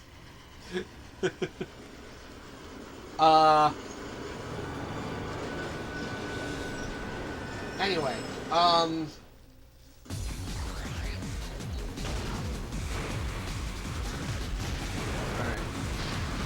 See, maybe the Will the machine gun do just fine here, too? It doesn't cover as much ground as the flame whip. No. See, I'm still experimenting. I think the flame whip is the best option, and then I just have to not die. It's the best option for handling these missiles. Ah, fuck.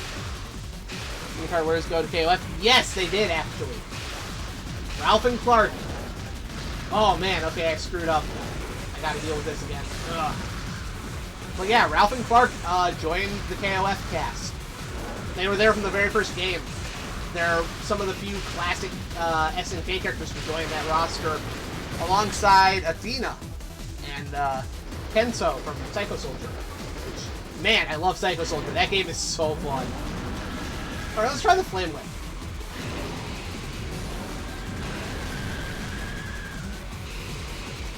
We're trying to see if we can kill them before they draw their guns. That's the idea.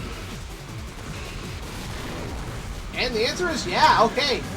The damage output here is taking out these guys that are driving around before they draw their guns. So, yeah. That was a good choice. Okay, Flame Whip for that part. Anyways. Yeah, those games don't really fit the criteria for the list. Although I do love those games.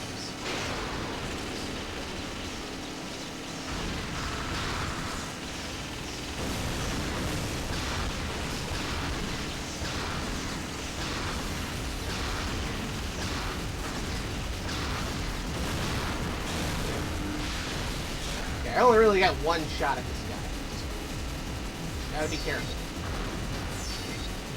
That was close. That was too close. Fly forward. There we go. Nice. Nice. Okay. That was good. Yeah. Clark and Ralph. Yeah. And I will say, the later Ikari Warrior games, okay, Victory Road is a little bit of an improvement over the first one. I do like how bizarre it is, but yeah, the gameplay is still kind of rough. Ikari 3, The Rescue, though. I do like Ikari 3. Clark does a melee attack, has some stops so I can do a melee attack. Also, Metal Slug, we hit them with both games in them. Ah, yes. I have never gotten to play the games that have the Ikari Warriors in them, so I would not know how that goes. I do love that they added them either way. Like, the idea of them being there is cool. Also, freaking, he takes a hit. That game then because it causes you to be more reckless. I think for Ralph, though, that is appropriate. They're trying to embody the spirit of the character by doing it that way. I think that does kind of screw with the gameplay flow of Metal Slug, but I get why they would do it that way. That makes sense. I also know Leona's in one of them. No idea what she plays like, but that's pretty cool that Leona's playable in at least one Metal Slug. By the way, SNK, where the fuck's a Team Metal Slug for KOF? I know you've thought about it. They've thought about doing it multiple times, and hey, Theo actually made it into a KOF game. It was in Maximum Impact 2, which I own, and wow, I need to play that game in Japanese because her English voice kills my ears. He was fist punchers, badass.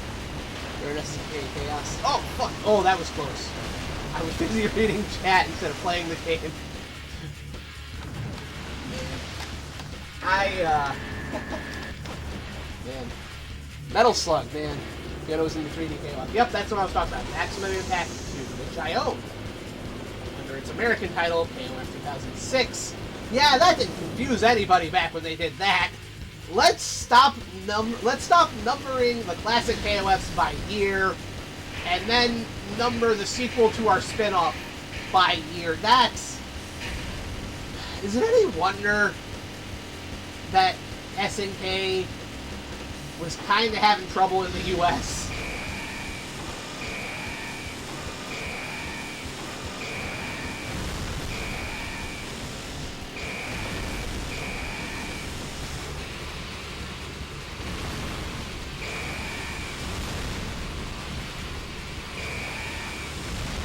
There we go.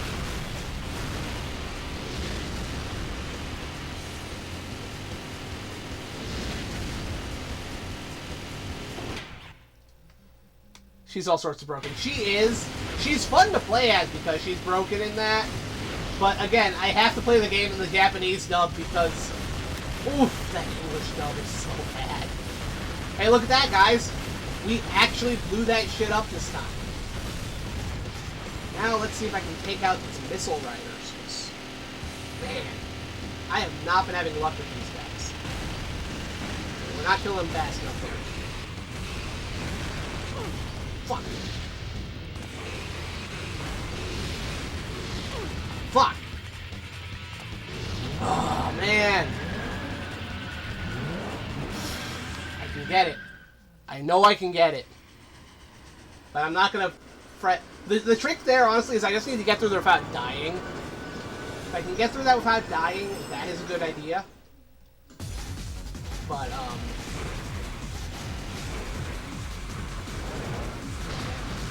this game needs a re-release, by the way.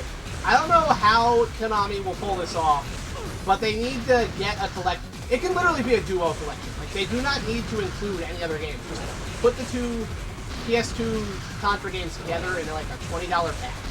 Hell, I'll be generous. Put it in a $40 pack. That's $20 per game. Okay? I will not be mad at that. But these games need to be preserved for other people to play them. I will be generous to Konami and give them the, okay, put it in a $40 2-pack, okay? I will accept that. That is a necessary evil to get more people to try this out, alright? But I'm serious. Because people do not realize how awesome the two PS2 Contra games are. I don't know, maybe I should show off a little bit of Neo Contra, but it's 11:54. I can play for a little while. I don't know. I want to get further in this, though. I love Neo Contra. I haven't played that one in longer than I played this one, actually. So I probably suck a little more at that. But the game's also fucking awesome, so...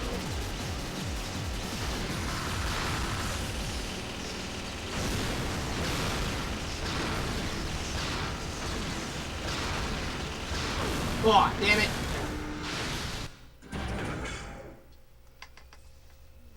Oh, man. Alright, I don't know. I feel like chatting with people while we play this for a bit. So, I'll ask you guys a question. So, this is my favorite Contra game. What is y'all's in chat's favorite Contra game? I'm open to whichever one. You like the OG, Super C, Contra 3, Hardcore, maybe one of the Game Boy ones. I don't know. What's your favorite Contra game you've played? Because this is mine. I've played a lot of Contra games, too. Like, I've played the original series. I've played Shatter Soldier and Neo Contra. I have played Hardcore Uprising. I've even played Contra Rebirth on the Wii, because I'm a madman who actually figured out how to load that up on his modded Wii to play. Contra Rebirth's fun. Rebirth is cool.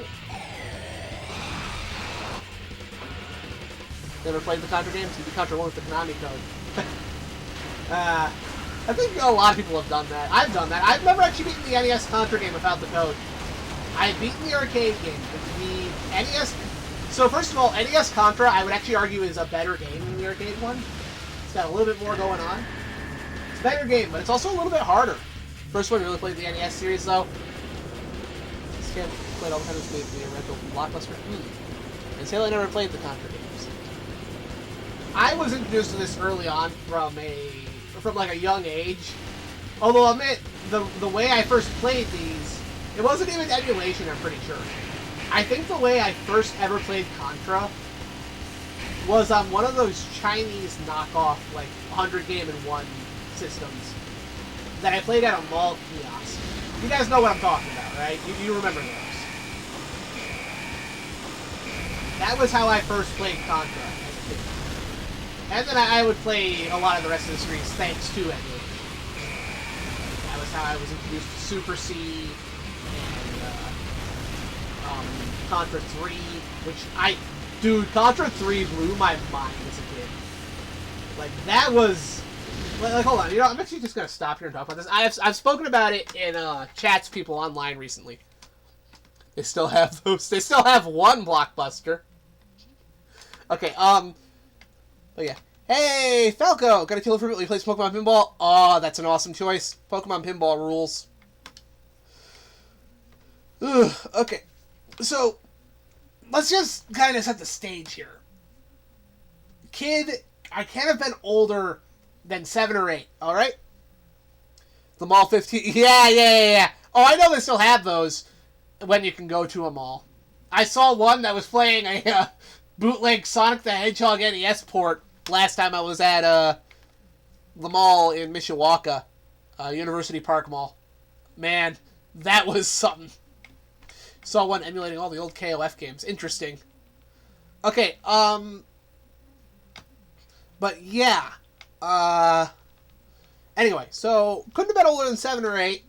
I knew Contra for running around in the jungle, shooting soldiers, robots, aliens, that sort of stuff. You know, Contra and Super C on the NES. Those were the ones I knew as a kid. How much did I love Contra as a kid? How much did I love those games? Enough that I actually did... I don't know where this photo went. It might be gone. There was a picture of me from when I was a kid playing with my grandpa, and I actually was running around shirtless with a water gun. I didn't have the headband, unfortunately. I wish I did. But, yeah, I was pretending to be Bill Reiser from Contra in this picture. It's obvious just the minute you see it what I'm trying to do. So I love these games. I wasn't good at them, but when you're a kid, being good at them doesn't mean anything as long as you know them and you enjoy them. So, loved the first 2 Contra games. And then I'm introduced to Contra 3.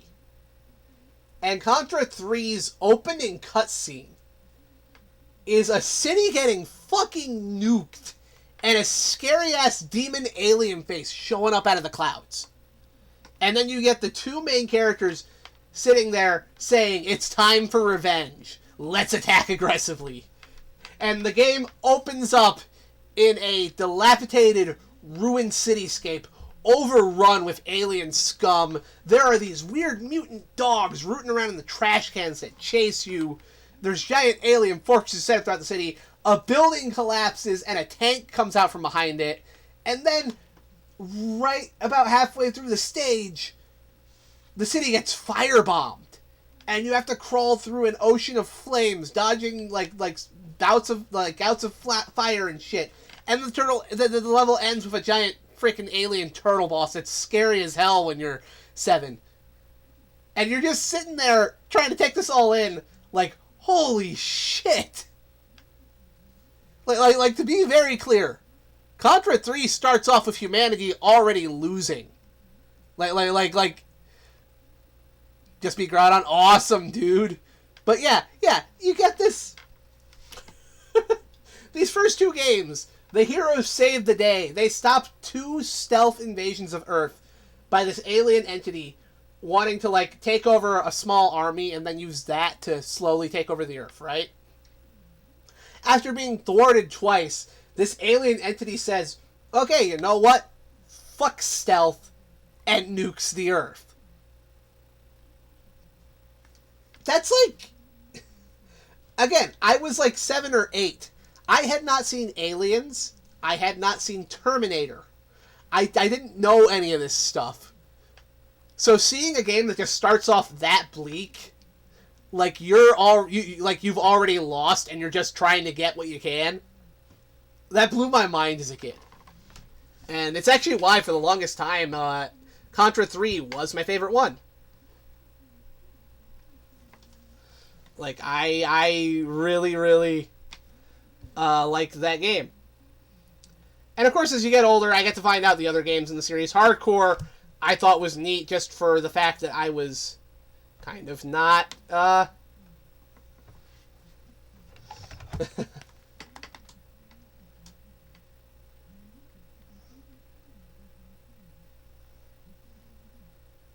Hold on a sec. It's one of the bigger than Cyberpunk genre resonates with me so much. Well, that's one of the cool things. If I can just get into this, I'll get back to playing the game in a second, but yeah, I wanted to kind of jaw on about this for a little bit. It's about saving the world. That's Fubar. It's about saving yourself and what you can around you. I'm not gonna get into it right now because I'll be here talking for hours. But the Contra timeline's fucked, guys.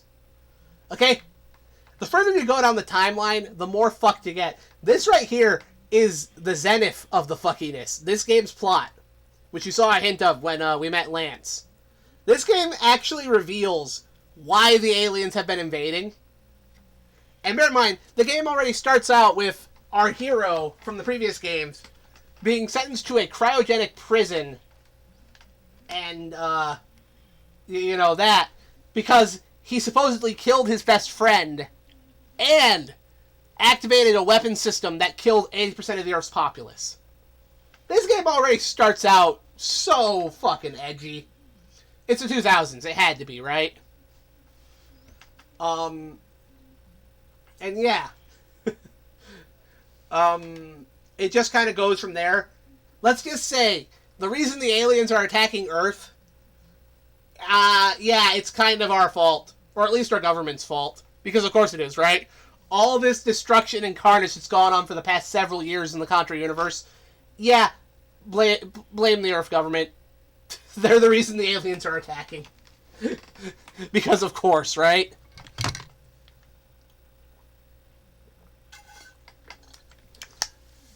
Curtis watch Running Man and Demolition Man.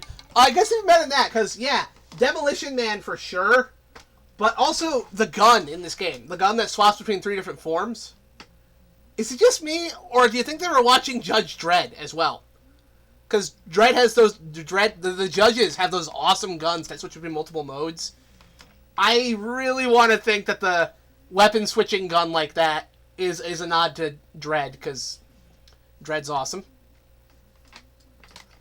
And then... let me see, where's the game? Oh, it's right here. Just to really skip ahead to the very end. Yeah, just Cyberpunk AF. Yeah. Now to skip to the very end, which, want to talk about more movie references, hold on here. Neo Contra here is at the end of the Contra timeline. This is the final game. This is set in 44,044 AD, okay? 444. And without getting too far into the plot of the game, humanity does not live on Earth anymore. What is left of humanity lives out in space. The Earth itself has become a post-apocalyptic prison planet where all that remains on it are criminals. Yes, for death. Yes. That's on purpose. All that remains on Earth are dangerous criminals and mutants and remnants of the alien mutants. Like the DNA of Red Falcon. Yeah, we never actually stopped the alien invasion, really. Red Falcon appears in every single Contra game, except for the ones that feature Black Viper, which is another alien, but that's a whole other deal. Point is... yeah. The Earth is fucked. What's left of the alien menace still runs amok on it. The only humans left down there are war criminals and mutants. And, yeah, that's the state of the Earth by the time of Neo Contra. This is the final game in the timeline. Contra's timeline is fucked. Straight up.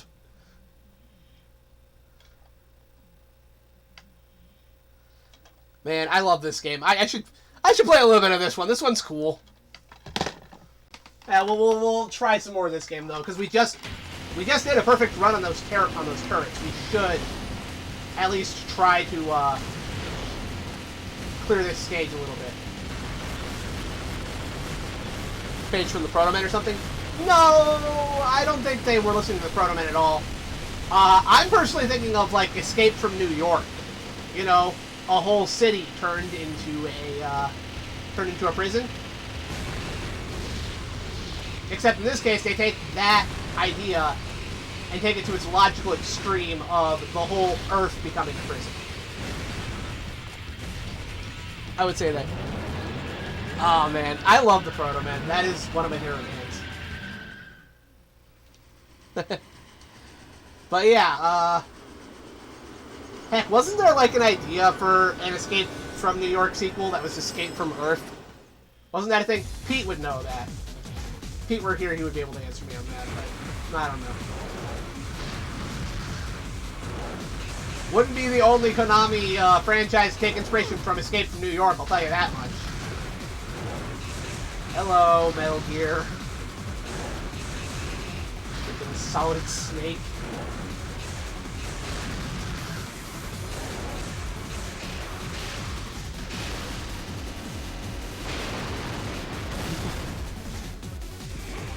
Man, I love this game. Also, you know what? I love the design they gave for Bill Reiser in this game. They managed to update his design without it feeling too ridiculous. Which is something that a lot of 2000 games can do. They can go into over-design. This manages to look like a cool update to the character that still... You still recognize this as Bill. Like you can tell that's the Contra guy. But he doesn't cross over into MCU territory. So everyone with zombies, Snake escapes to prison space station. Ah, there we go. Makes you wonder if maybe the people who made Neo Contra were enough of fans of Carpenter's work to be familiar with that concept, you know? It's not entirely unlikely. I have seen developers take inspiration from the craziest of places. And you gotta remember, a lot of the guys at Konami were film guys. I mean, just think about how many Konami video games are just blatant knockoffs of, you know, just pick a movie, right?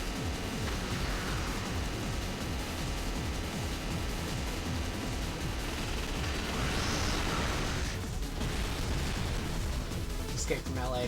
Yeah, fun fact, I saw Escape from LA before I saw Escape from New York. That was an experience. I don't hate Escape from LA, but that is not a good movie. It's a very goofy movie. I will not deny that. It's a fun movie, too. I actually have fun watching it. Man, guys, maybe this is just my own take. I think Escape from LA was Carpenter actively, like, taking the piss out of himself. That film is so self-aware, I can't see it as anything other than Carpenter being extremely self-aware and just deciding to make a very silly film. Well, the Warm Root hated it the first time I saw it. I enjoyed it. Like, Dad made it very clear that it was not a film to take seriously. He just wanted me to have fun watching a kind of goofy movie, and I did. But yeah, watching Escape from New York, though, I should watch it again, honestly. That one's fun. / on Bad History, Bidding Wars, BS. Yeah, I've heard some of that. I'm not familiar with all of it, but I am familiar with some... Oh, fuck. Alright. Oh, okay. Hey, I should be going with Machine Gun to start with. I should go with Machine Gun to start with while dodging those rocket fists. Okay. That has been noted and logged. Let's go again. I need more practice. We're not going to get very far on this one if I can't beat this train stage, but we're getting better. I will definitely keep practicing this off stream just because I've been craving playing Contra anyway. That's what it sort of sounds when someone says, just fuck it, yeah. Which, yeah, I think that's the best way to describe Escape from LA. Escape from LA is just, fuck it, it's a movie, you know? I mean, I can think of no better way to describe the surfboarding part, right? That's the movie in a nutshell. It's fuck. Oh look, that's that horrible port of Contra Advance I was talking about earlier over there. Do you guys see how far that screen is zoomed in? You might not think it, but that makes playing the Alien Wars really fucking hard.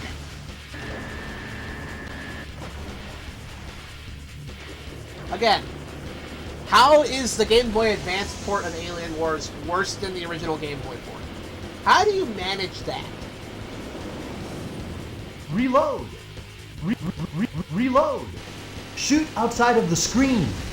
Man, I really should get a new knee sensor bar.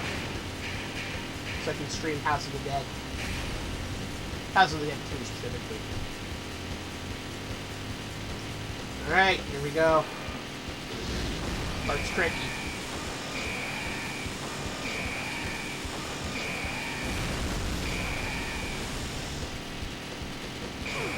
Oh, what?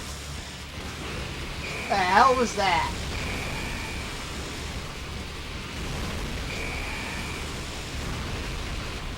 That fucking sucked. Oh, we're not gonna blow up the airship this time. Man, that fucking blows. Oh, Metroid Dread. That game was awesome.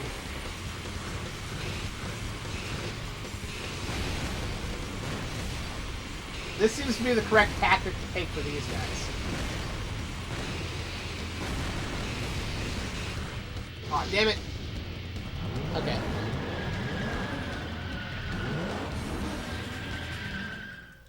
If I can just clear this stage, I think we'll be fine. And we can actually do a decent run of this game. I should practice this more, though, to really bring home the game. Like, I want to get good at this. That's the thing. I love this game, and I want to get good at it. I used to be even better than this, actually. I used to actually have the train stage memorized. I just hadn't played the game in a while, and it's because I played Blazing Chrome, guys. I played Blazing Chrome, and I just felt a hankering to return to this. Although even before Blazing Chrome, I was kind of in a Contra mood, and I know what caused that. It's because for Bikini Armor August, which we will be doing again next year, if fate permits it,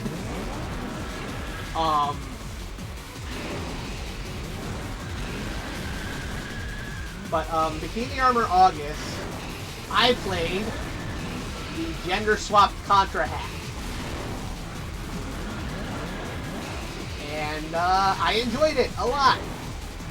And it made me want to play more Contra.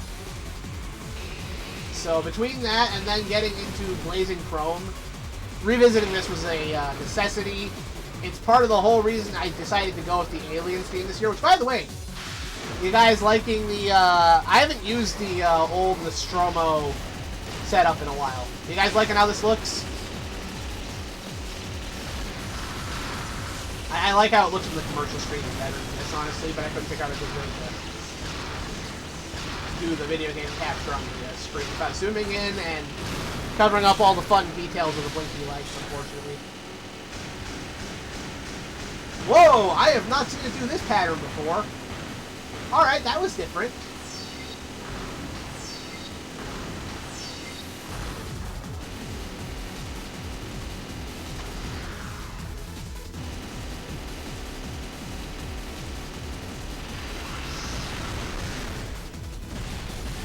Go. Nice.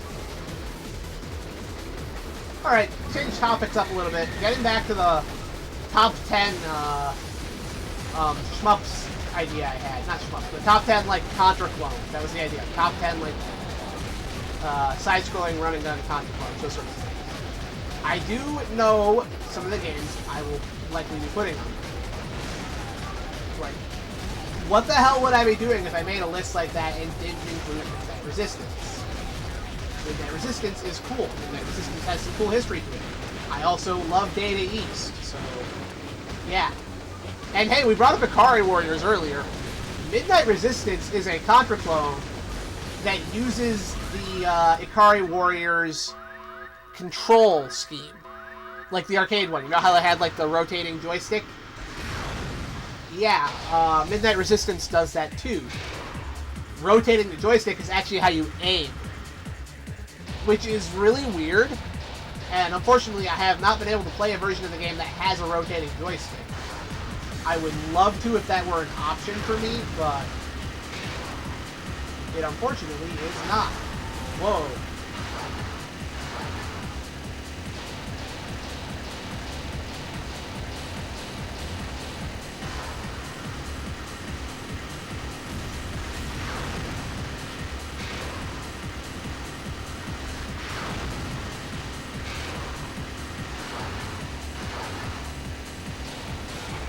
This thing is reminding me of a specific Gundam. I can't remember which one it is. It's called the Delta or something. It's a Zeta derivative that looks all gray and stuff. I think it showed up in the unicorn.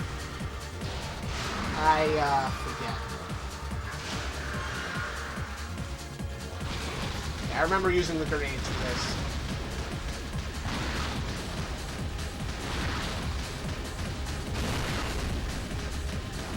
Close. How did I avoid that?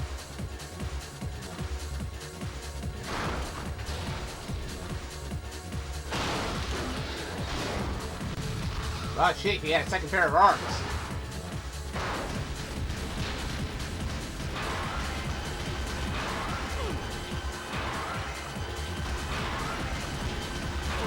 Oh my god. What am I supposed to do about that?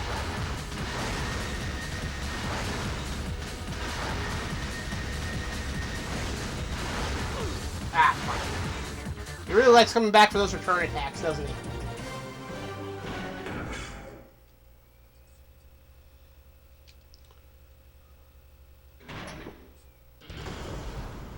I'm gonna give the train ride one last try.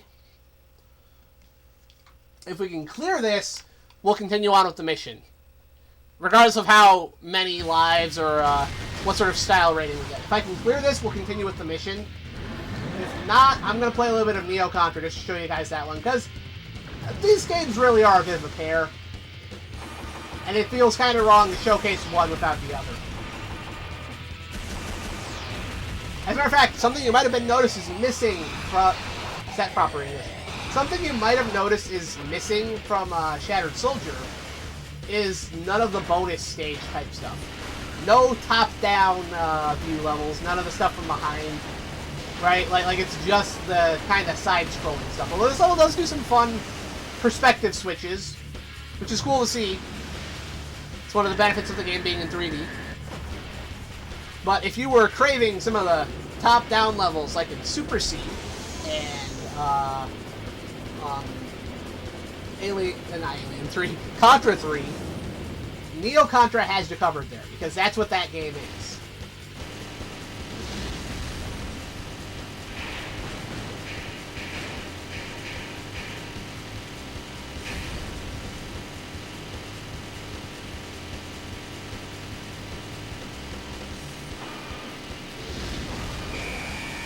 Oh fuck.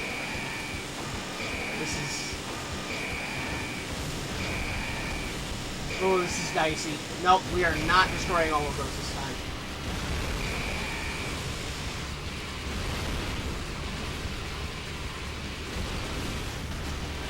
Nope, I screwed up on that last run. Bummer.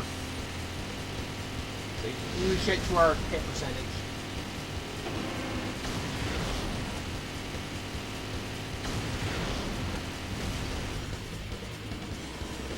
Yeah, see, it flies away. Somehow it doesn't explode because I missed one turret. I guess it was a load-bearing turret. I don't know.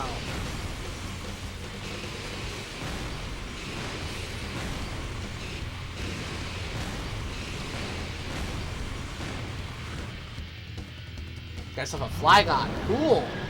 Flygon's a cool Pokemon.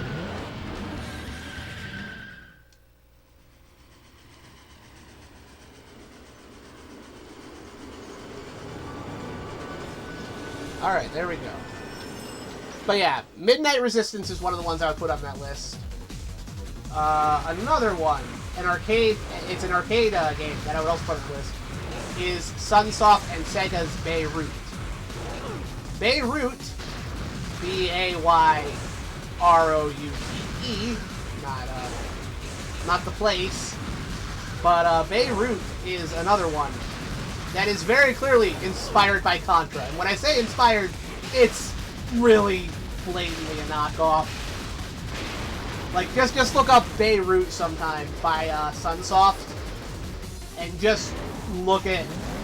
It's not even hiding it. It's Contra, you know?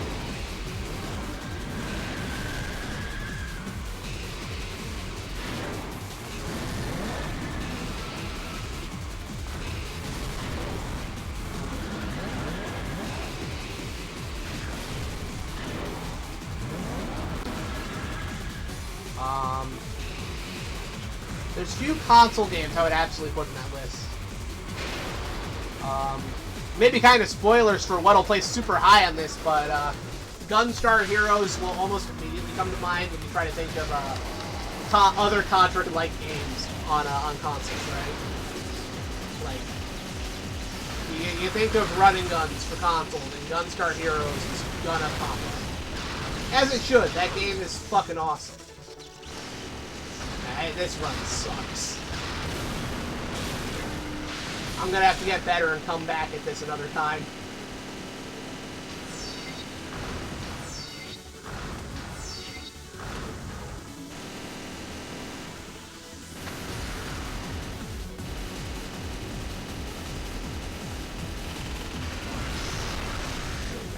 Oh hey, Gunstar Heroes. I actually didn't notice I was up there. Good game. But yeah, Gunstar Heroes would obviously place very highly. Also in terms of arcade games that are very much cashing in on Contra, there is IREM's Gun Force games, which are actually kind of like direct predecessors to Metal Slug. But since they came out before Metal Slug, they did not fall victim to my anti-Metal Slug policy for this list. Damn it, that sucked. One more run. One more. That one wasn't nearly good enough for me to want to end on. I'll give that one more run. Come on. Anyway, yeah. Gun Force 1 and 2. Gun Force 1 isn't that great. I'll have to play a few more games to decide where it places on the list, if it places at all. Because Gun Force 1's a bit rough. It's got some cool aspects, but it's a janky-ass game.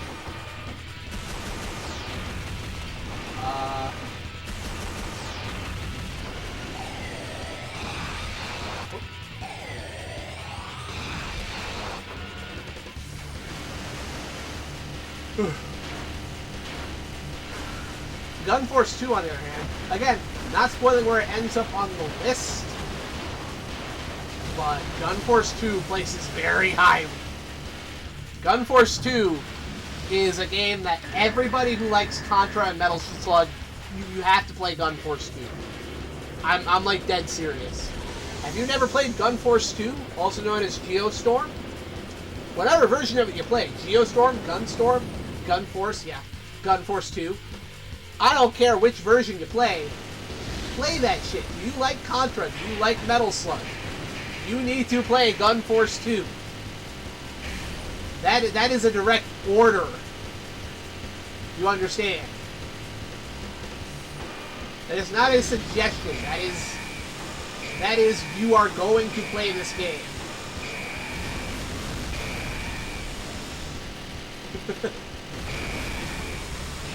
Heck, I think IREM just released a collection that has it with the first game, and I think Image Fight? Might be something else, I have to look it up. Anyway, maybe it was Air Duel. Was it Air Duel? It might have been Air Duel. Anyways, yeah. I repeat, do you like Contra? Do you like Metal Slug?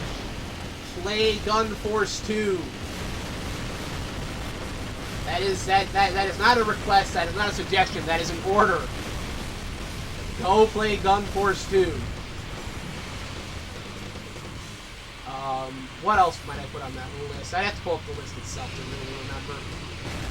There's a few games that I have ready to put on the list, but I need to play them to figure out where I'm going to place them. Because there's a Super Nintendo game called Time Slip that is a thing. It's very janky, very low budget, but I'll have to play it to decide where it places. Another game that I want to play to decide where it will end up on the list, because it's similar enough, but it looks a little different, is Doom Troopers Mutant Chronicles, which I've heard of for years, but I've never actually played. So I'd like to do that for the sake of this list. See what it's all like. See if I enjoy it. I don't remember what else I put there. I think I put Dinosaurs for Hire on that list. I'll have to see how I feel about that one. Man, what else did I put? It was a much smaller list than I anticipated when I started making it. Like, I thought for sure I was gonna find more Contra clones than that. And honestly, not really. It was kind of surprising how few of them I really found. Let me pull up the list real quick. I think I put the Terminator on Sega CD on that list. unless I find a lot of other things that rank above that, I'll probably place that high too, because I love the Terminator for Sega CD. Oh, how did I forget about that? Yeah, there we go. Here's a weird one. What if I told you there's a Jurassic Park Contra? And it is actually decent. Jurassic Park 2, The Chaos Continues, for Super Nintendo. Not related to the Lost World at all. It is a totally unrelated... Wait, my flame whip burns up bullets. I just saw that. I didn't know that. I've been playing this game for a couple of years now, and I didn't know that the flame whip burned up bullets. At least that's what I was seeing. That's good to know. Anyway, yeah. But yeah, Jurassic Park 2, The Chaos Continues on Super Nintendo. That one is a pretty decent game. I think I'd have to play it some more to really figure out where to place it. That'll be, that's a next year problem though. I'm not doing that soon because I already have plans, but yeah, that's a next year plan. When next year? My earliest convenience. I have stuff I have to finish up this year. We gotta do October, and then after October, we have Castlevember. So Castlevania's coming back for my channel. Oh man, we didn't destroy him. Oh well, we're still doing pretty good at the sim. We might not get the S ranking I want, but this is okay.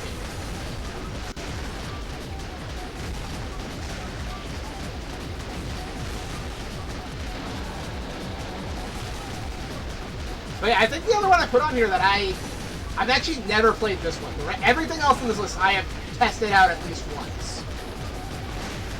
They are games I'm familiar with. But there's one on here I've never played that should be... Aw, damn it. Should be fun to figure out where it places. It's an arcade game, a lower tier one, called TH Strikes Back. It's a sequel to an arcade game called Thunder Hoop. Very weird game. Should be fun to see if I can place it somewhere on the list. Beyond that, I'm not thinking of any other real retro Contra clones to put on this list. Like, I've got a lot of things. I have some entries here that I wrote down as being quote-unquote 2 Metal Slug. With Dolphin Blue being in there, Gunner's Heaven on the, oh, fuck. Damn it, no, we came so far. Ah! Alright, I said that was the last run, and I meant it. Alright. Okay, so before I wrap up for the night, it's already 12:30, so I don't know how much longer I'm gonna go. It's already 12:30. How many more times I didn't actually see what it said there for how many more times I've played the game since last time. Let me see here real quick. Memory card. Save. We've done 81 battles and boosted my total battle time up to 10 hours. I've been playing this bitch for a while. I didn't even show you guys the second character. You can actually change who you're playing as. You can be the sexy cyborg lady. But that's for another time. Alright, so real quick before we wrap up for the night, let me show you guys a bit of Neo Contra. This is different, but still good.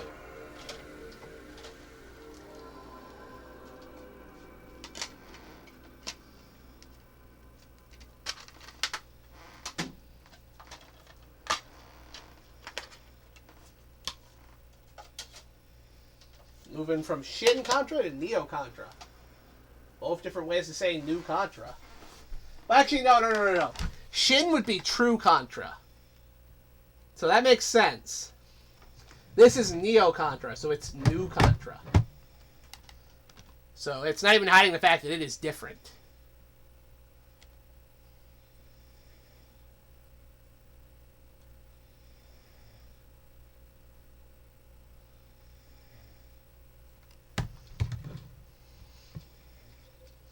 Alright, so first of all, this one went straight into the 2000s new metal for its vibe, right? Well, why don't we see what Neo Contra does for its vibe instead? Because it doesn't just decide to copy Shattered Soldier. It does carve out its own path. And what a path it is. Here we go. Check this shit out, guys. Oh, and Falco, if you're listening, this game might have some ridiculous stuff that even you'll love.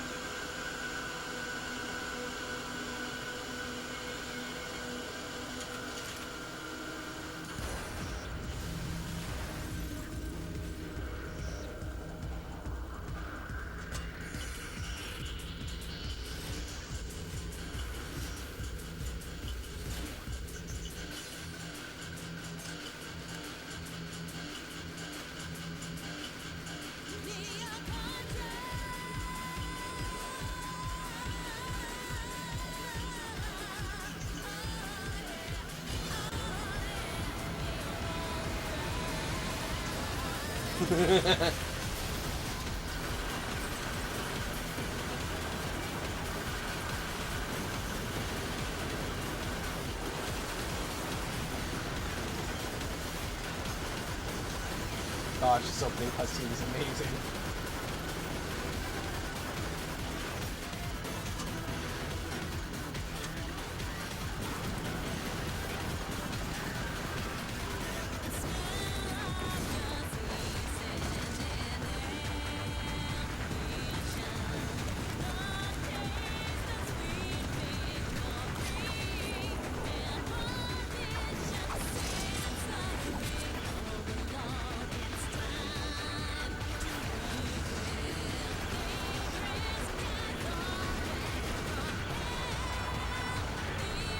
I can't help but think that this is a reference to Jackal.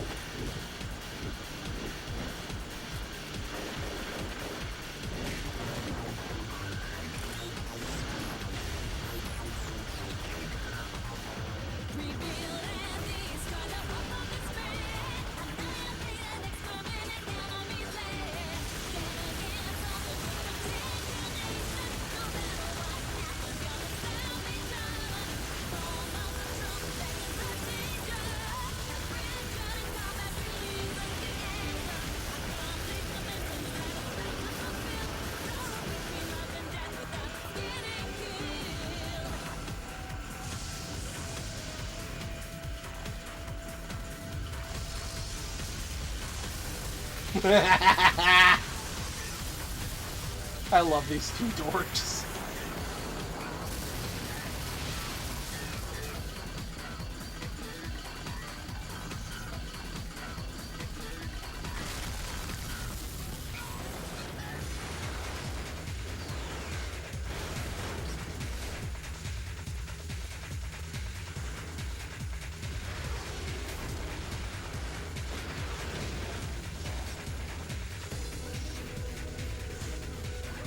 You're getting a whole ass mini movie here with these two.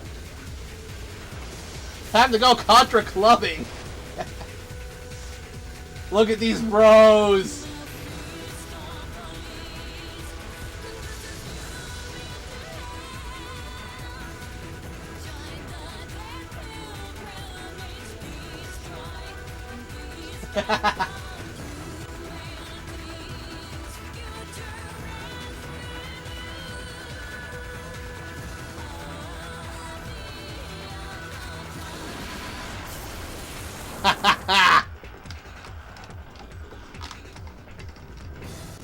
And let that set the tone for the entire game.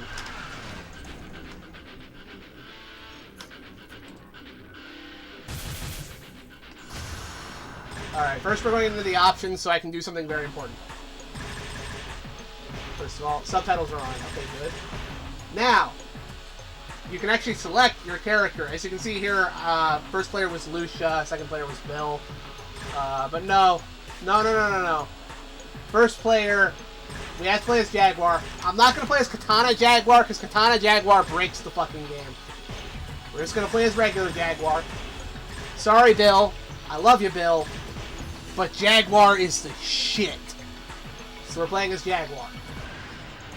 Now let's start the game. And to start with, we pick our weapon loadout. So machine gun, grenade bomb, lock-on, missiles. Charge shot, fire whip, lock-on laser, Hey, look, the classic spread shot, classic fireball, lock-on thunderbolt, lightning, G bazooka, heaven's laser.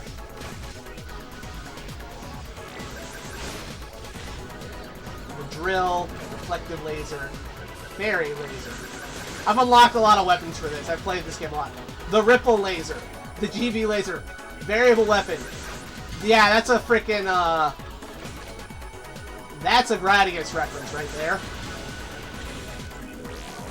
Okay, we're just gonna go with the regular standard loadout for this because I haven't played this in a while. Now, Falco, I'm gonna show you mission 4, but first I need to do mission 1. Huh, why do I have 10 credits? Whatever. We need to do mission 1, just to kind of set up the game here. So, let's do this. And yeah, this game already starts off awesome. Watch this shit. Yes, that is a satellite shaped like a gun. Why would it not be?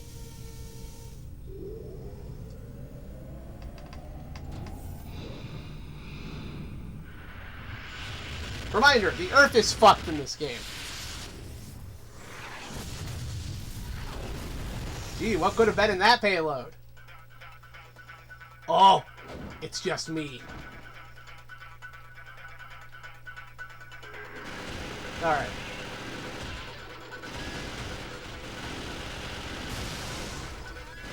Also, you notice the hit rate is here again.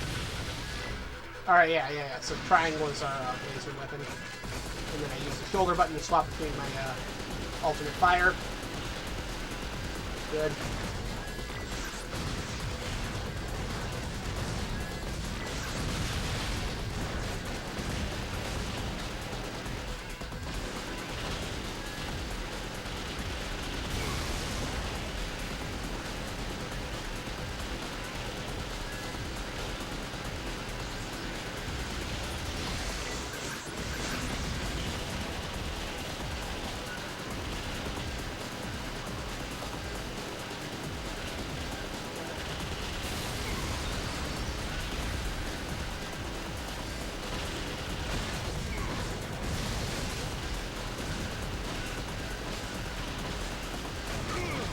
Oh man, I got hit. Okay.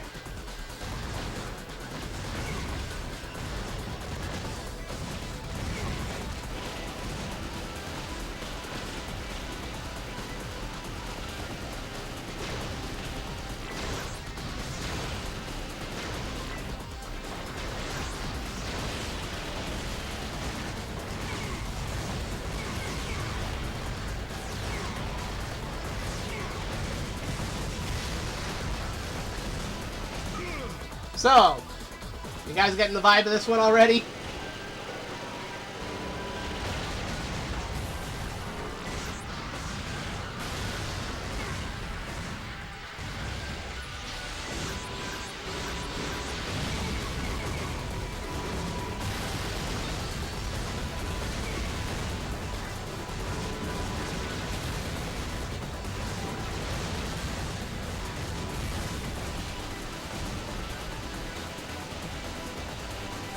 And yeah, I was not kidding, by the way, when I told you that Katana Jaguar breaks the game. I might have to show it off at some point.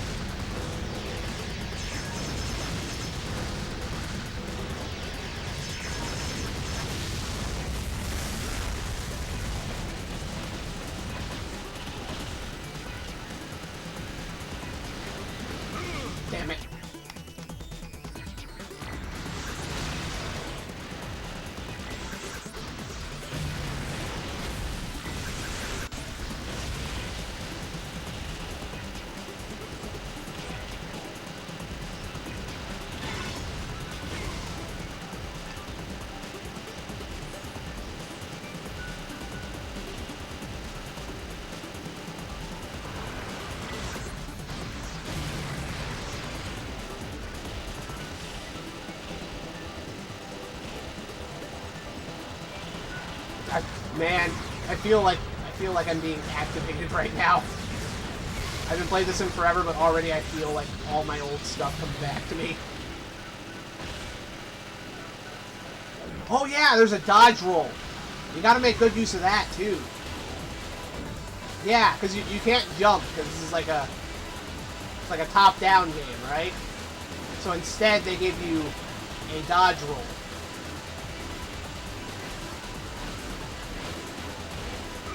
Ah, damn it.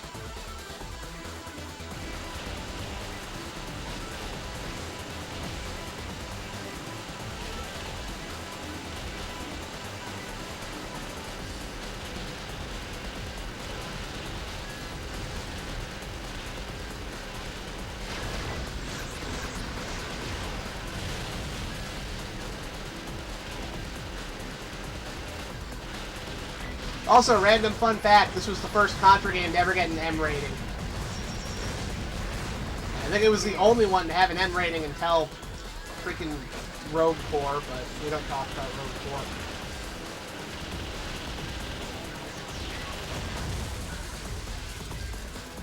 Ah, darn it, I missed out on the chance to get those two guys up there in the corner. This looks fun. This game is so fun. I have always really liked this one, too. Alright, here comes our first mini-boss. Second mini-boss, I guess, but this is the first one that matters. Because look at this fucking thing. No, not that. That. You think it's ugly now? Hold on a second.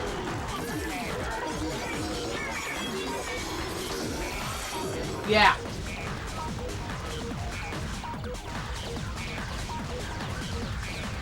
So anybody hungry?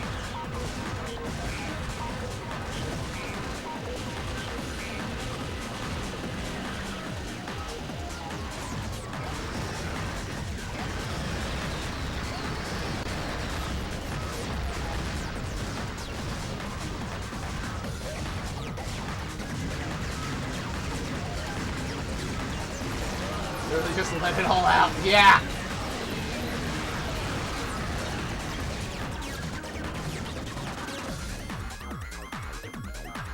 And I'm not normal!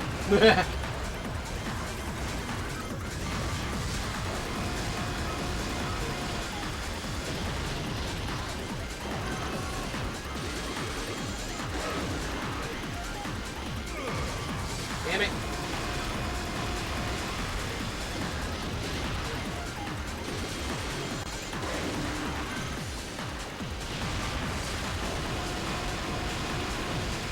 Fuck.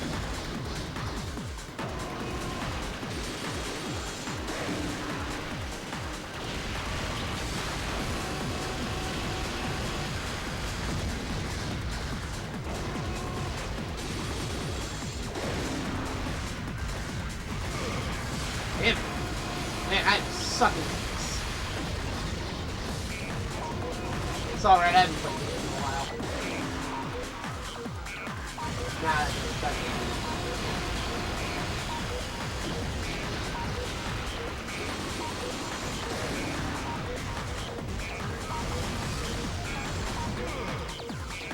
oh, that's right, he starts doing something else.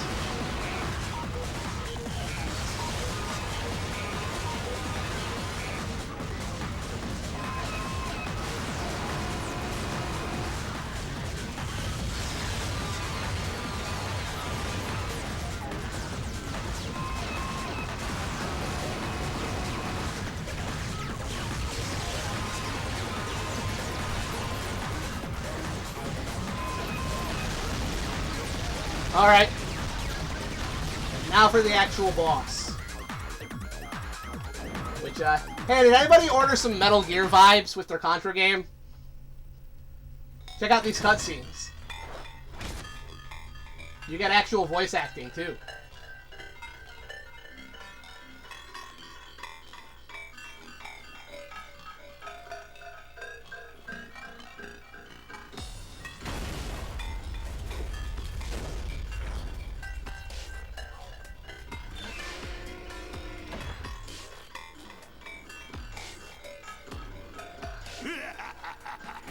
So, the scum have finally arrived!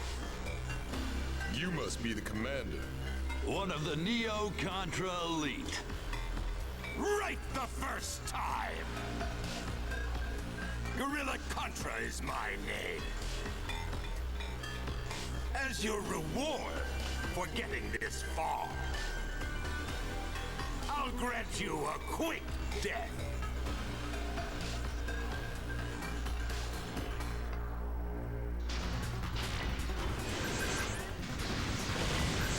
Yeah, I definitely think that I used a different weapon set for this one. I don't think I used the default. Fine, I'll make it work.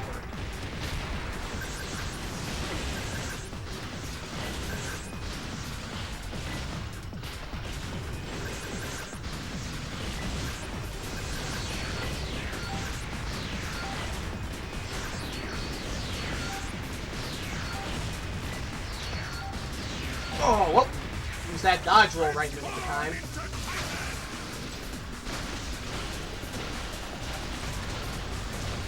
And now's a good time to rely on my grenades.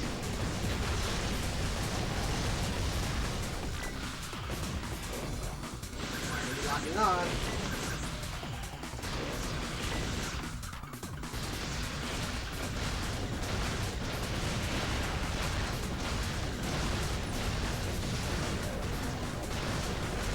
Whoa! Chill out, buddy.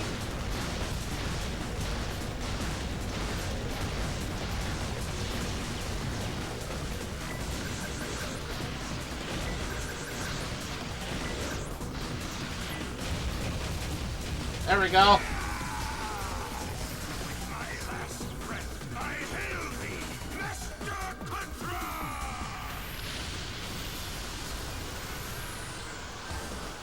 There we go. That was the first boss. Yeah, I earned a B for losing all those lives.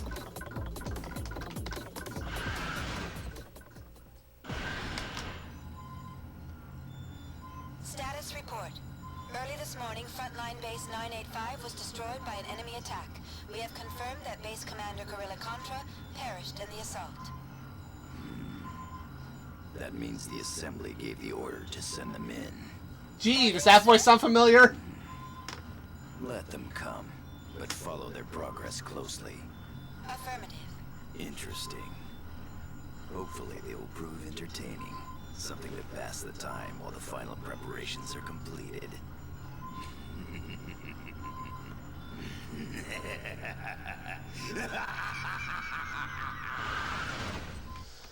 So yeah. Headache, gotta go for now. Aw, man. I wanted to show you the next stage, but that's okay. You gotta take care of your headache, dude. Alright, well then, I'm not gonna do Mission 4 yet, because Mission 4 is the one I want to show you. Let's do Mission 3. Might need to consider wrapping up for the night soon, but this game's fun enough to play.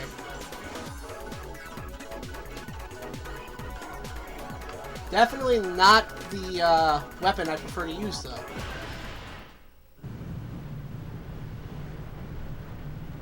Oh boy, how are we gonna enter the stage this time? It's gonna be fucking insane, you know that.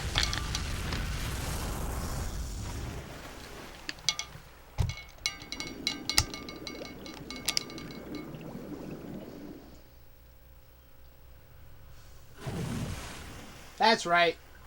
Enter the stage via volcano. Hell the fuck yes.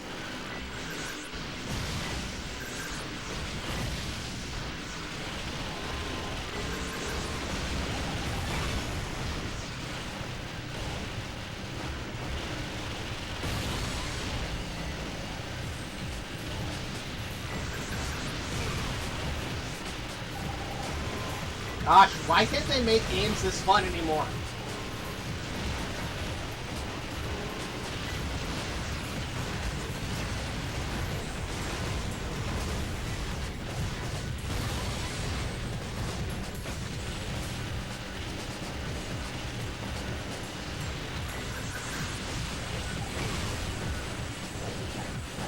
Like, okay, can I, like, talk about the state of the Contra franchise in the modern age for a bit? I feel like that is somewhat relevant. Because I've talked about pretty much everything else Contra related in this franchise so far. You know? Kind of discussed its past, its legacy, what led up to this. What about where Contra is currently? Because the most recent Contra games before the modern age, those were... After this, we got Contra Rebirth on the Wii, which was good. Good game.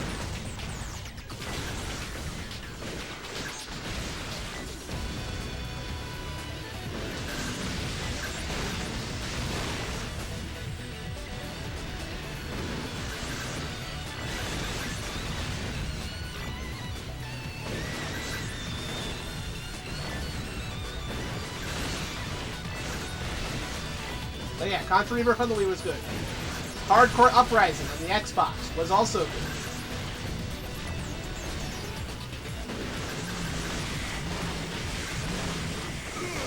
Damn it.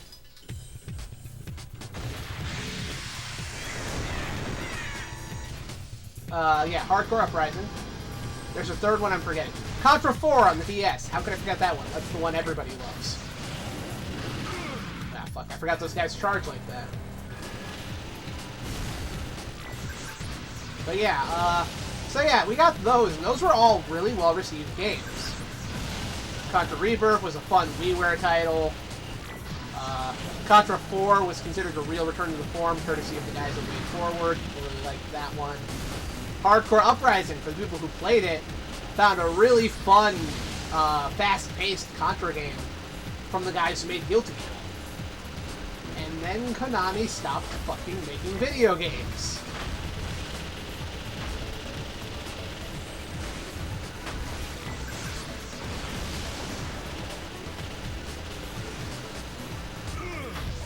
I should have rolled.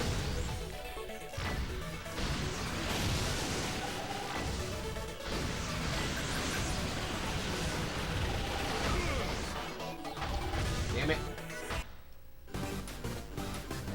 We're gonna continue.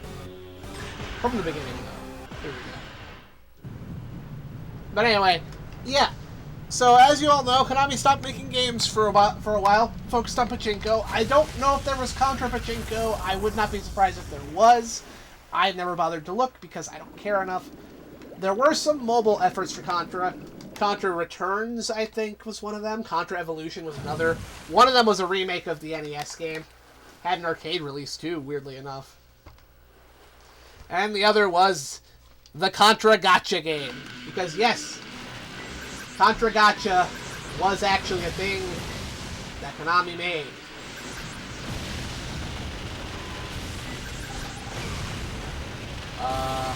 Anyways. So, all that was quiet on all fronts for a while. Konami had been teasing a big new Contra project for a while, but nothing really came of it. Everybody just assumed the project was canceled. Until finally, and I forget exactly when this was, I'm not going to bother looking it up, but finally, they announced a new Contra at freaking E3, which, yeah, this was back when E3 was still a thing. But anyway, they announced a new Contra to a stage full of people, new and old, and it's Contra Rogue Corps, and it looks like ass. I have no polite way of putting it. It looks like ass. The tone is super self-aware and jokey. Like, okay, Contra has ridiculous stuff. Riding on a missile, right? That's pretty crazy. There's a werewolf with a Gatling gun arm in hardcore. Alright, we're not claiming Contra is like the height of, like, serious storytelling or anything. But it always played it straight. And that's something that Rogue Corps in that trailer was not doing, and they decided to... Honestly, what the tone reminded me of the most was Borderlands, and I mean the bad parts of Borderlands. Because there are plenty of things about Borderlands that I like,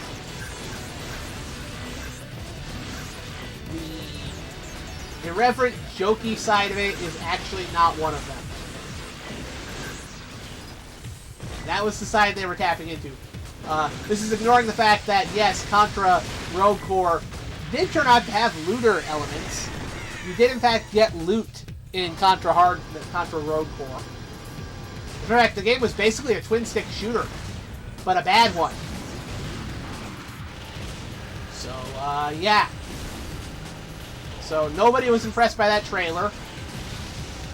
And the gameplay was not impressive. Konami had a freaking demo for this thing ready to go. And, yeah, the demo did the game no favors. And we all kind of worried that was going to be it for Contra. Shattered Soldier, this game I played is, hey, Creepy Carly! Yeah, fuck, I was paying attention to chat. No, I love this game. We were playing Shattered Soldier earlier. We're playing Neo Contra currently because I'm wrapping up and I kind of wanted to show this off to people for a bit. Neo Contra I love just as much as Shattered Soldier. I did, however, forget to change the statement. I really want to play more of these on here. It's just I have only so much time to play games. And I have other things I'd like to do this month for the Alien theme. I gotta do Silent Debuggers, man. Silent Debuggers is on the list. I have to do it. There we go. Got it. Double Dragon Revive, since it's out next week. I gotta be real. I just don't care about it. Find the people who get kicked out of the Contra series. Oh man, Carly, we haven't seen you around here in a while. Fuck, I keep getting it in the chat. I love the Contra series. I've actually been in kind of I've been on a Contra kick recently because I played Blazing Chrome and I loved it, and it kind of made me want to go back and play some of my favorite Contra games. And my personal favorite Contra game is actually Shattered Soldier, which is why we're playing it today.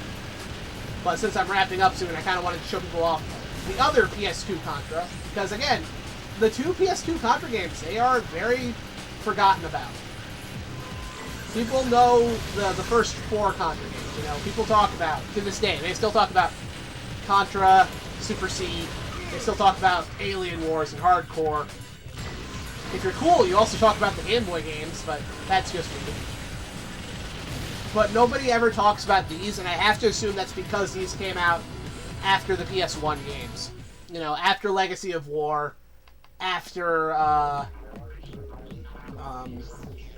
after See the Contra Adventure, you know, the bad Contra games.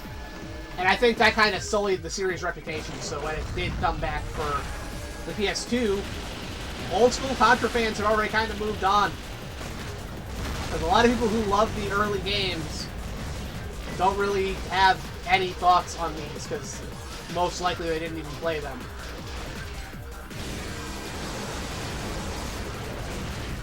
I mean, right here, mainly just getting ready for the Halloween party you're throwing at the local party workhouse and your brothers-in-law. That's awesome! I love this month. I love October. October makes me so happy. Alright. Yeah, no worries. Nobody ever has to be around here. I just haven't been a while since I've seen you, so it's cool to see you back. It's funny because I swear Contra always brings people back. This game series, for some reason, when I start streaming Contra games, people I haven't seen for a while always tend to show up, or new people show up. It's very funny to me that this is the series I play that gets that to happen. Like, I have a whole month dedicated to Castlevania, which is next month. I do that. I'll play RPGs like Final Fantasy. I'll play all sorts of things, and yet for some reason, Contra is the one that brings people in for some reason. I don't get it, but I'm happy about it because I love this series.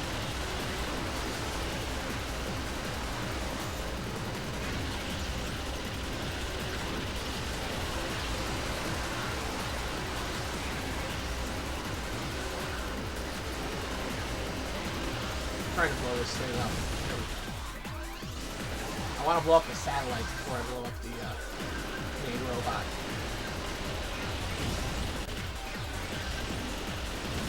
There we go. And now, remember the... These people did it. Yeah. Crystal Stars line anytime to get the game series going. I don't know. Ah, here we go. Direct callback to the previous game. With some cultured camera angles.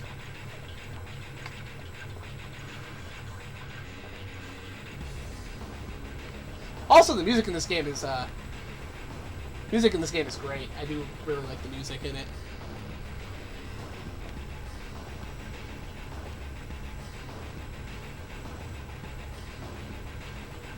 Also, more Metal Gear vibes for this one. All the cutscenes in this give me like Metal Gear vibes. I guess this one is pheromone Contra then. Get ready.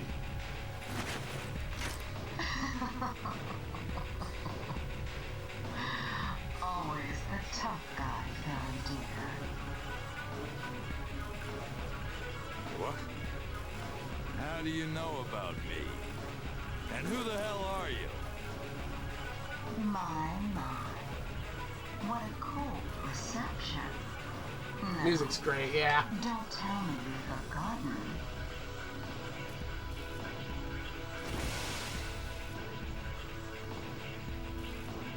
No. Can't be. Lucia. What?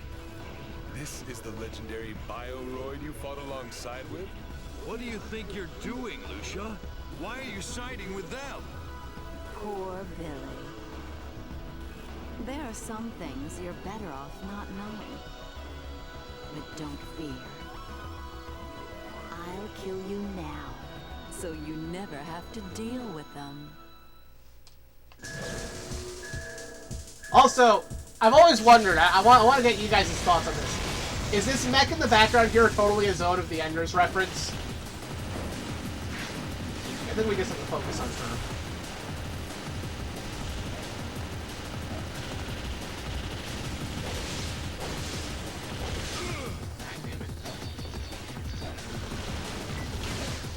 Yeah, okay, I can't even target that thing. That thing's just for backup.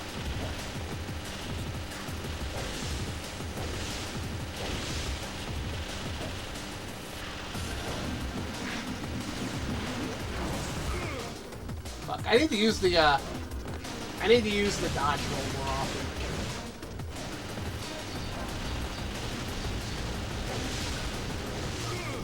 Damn it. Man, I haven't played this in years. I've beaten this game before.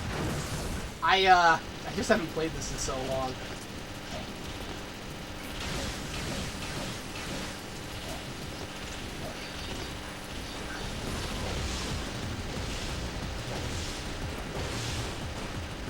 Also, Jaguar, the guy I've been playing as, the black samurai dude. How cool is Jaguar? Cool enough that he has shown up in at least one other Contra game. That being Contra Rebirth on the Wii, which is interesting timeline-wise, because it actually takes place in its own separate timeline. Contra Rebirth is its own thing.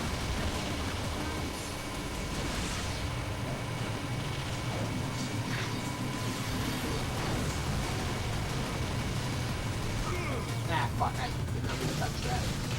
Hello. I have no more lives left.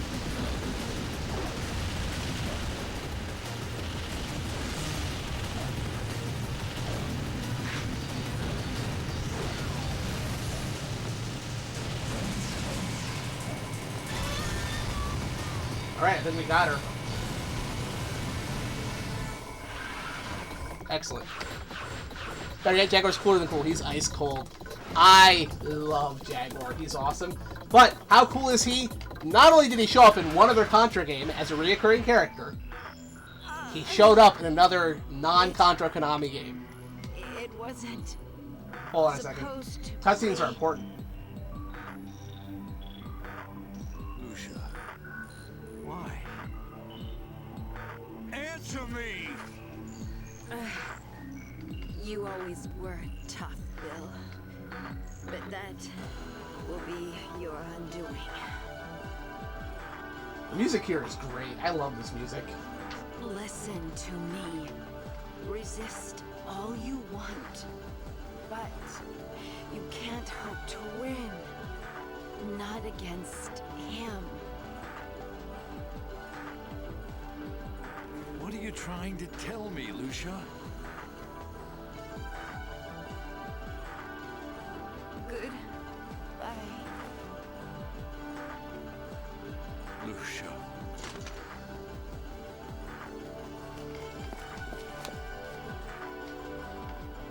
Lucia.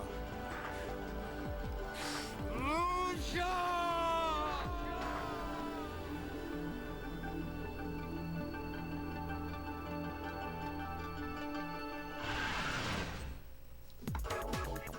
That looks like a Sting reference or Dolph Lundgren.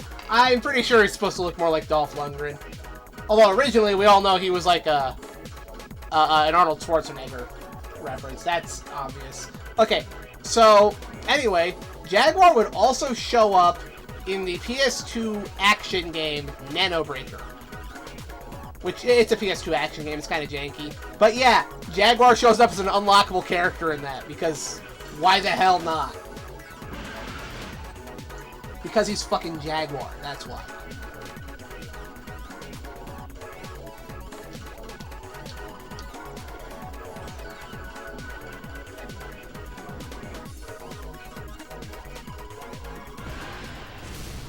Wait. We are playing Shattered Soldier. What's this doing here? Why does it look like somebody smeared Vaseline all over the lens?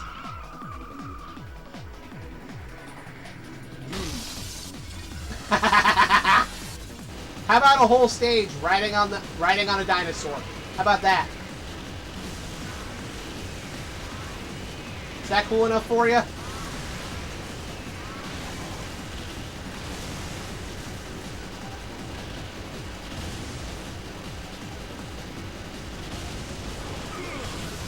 I don't even know what hit me. That's fine. I should probably consider wrapping up, honestly. Ah, fuck! I'm gonna throw one more credit at that, but after that we'll done that. Ooh, it's ice cold. Man, these PS2 Contra games are so underrated. They deserve to be more well known. They really should be packed in like a 2-pack. I don't know. Konami really wants to make it so that they can charge a lot of money for it. I don't know. Throw in Nano Breaker. I don't know. Just something to get these two games... Damn it. Something to get these two games back into the public eye. Because they are seriously underrated games.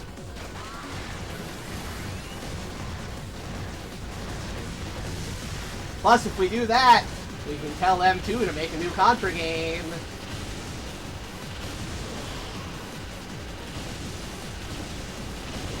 Because M2 keeps adding, M2 keeps making new games in their collections lately.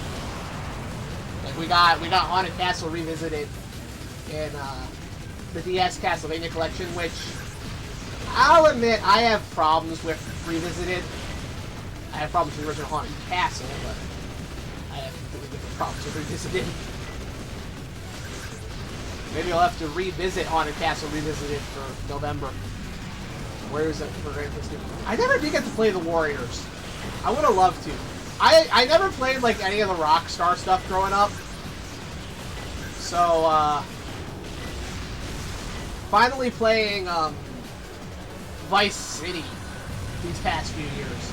That was an incredible experience.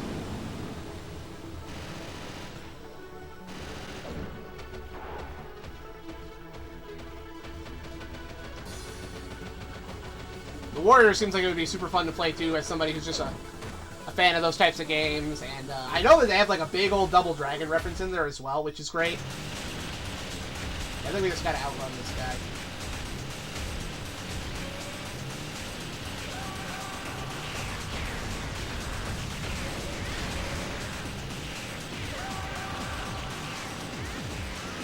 Ah, darn it. Well, there goes my style rating.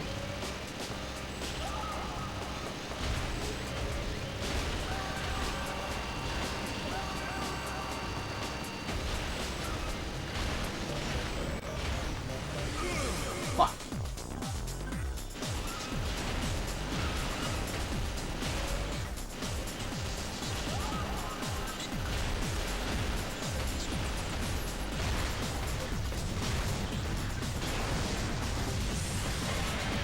There's our Xenomorph. We had to have one of these guys, right? Oh. Not sure how I was supposed to dodge that.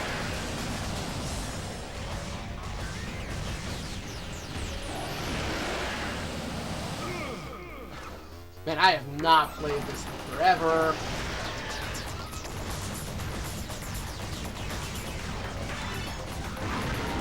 Alright. This is another one I'm gonna have to practice, I guess. Gotta practice more Shattered Soldier, though. It's fun to revisit this, though. I need to remember which weapon set I liked using, because it was not this.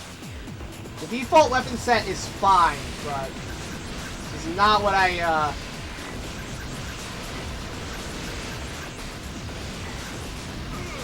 It's not what I liked playing with. I can remember that.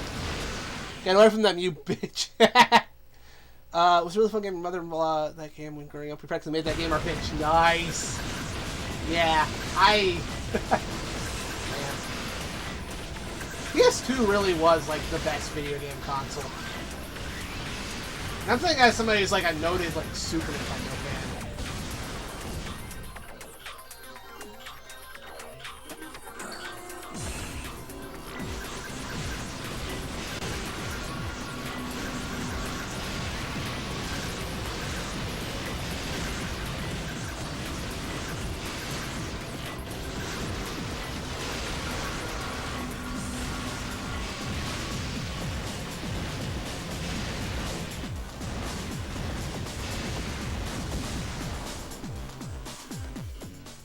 Let's see. Alright, I think now it's the boss. Which has probably my favorite... After killing the boss, we get what's probably my favorite line read of the whole game. What? You think you can equal the great plant, Contra? Just who do you think you are? Equal? Hardly. A pansy like you isn't even a decent warm-up.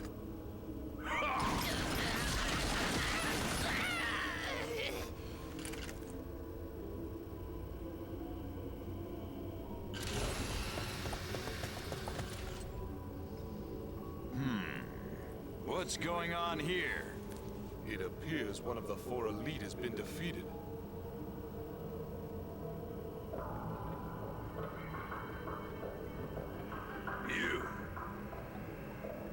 You're Riser. Bill Riser. Yeah, and you are? Well now. Let's just say Mystery G. Mystery G? So this is the ultimate soldier Contra.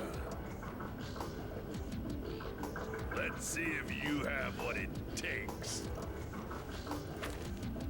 to live up to that title. Ah, that pose looks familiar.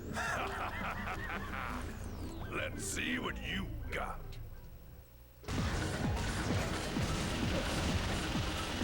I do not remember this guy's pattern at all.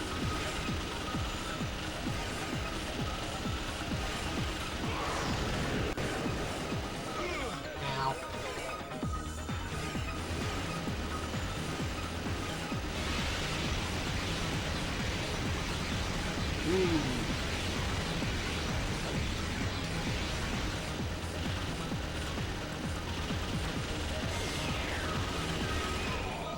Okay, there we go. Interesting. You're not bad. Even so, will he be able to face him? How could I have been so careless? Still twitching. But I'm tired of dealing with this weed. Riser, go ahead, uproot it. Huh? See ya. Hey, wait a minute.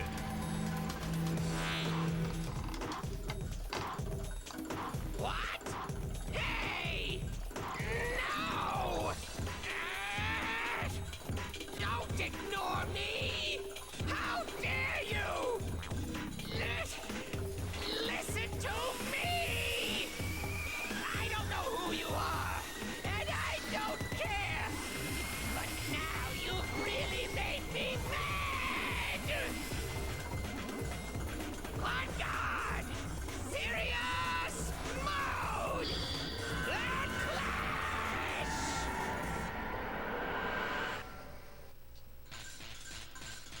Let's see if I can remember how to deal with this asshole.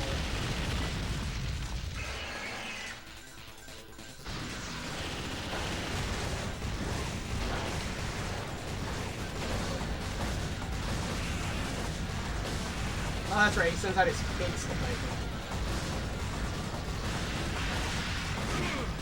Ow. Fuck. Shit. I really gotta avoid that. Alright. I immediately knew that was a missile thing.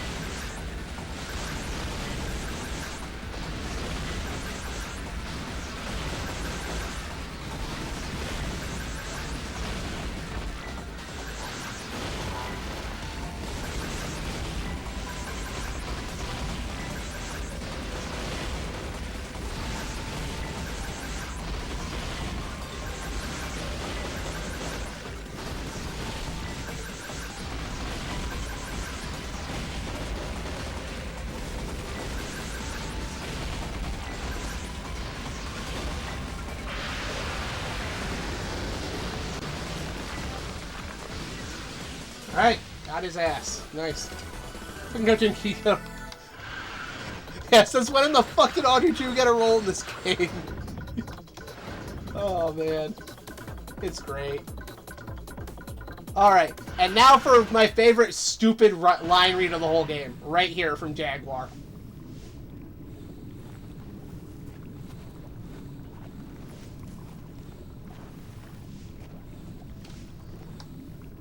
Incredible. I can't believe he was a plant cyborg. Yeah. I don't know what it is Right that now, just I'm kills more me. interested in that I mystery can't believe he key. was a plant cyborg. What's his angle? Like, somehow, out of all the insanity in this game, Plant Cyborg is the most incredible thing. They don't even react that weird to this upcoming part. Like, this should be the thing that gets the what reaction, right? If you played this game before, you know what's up.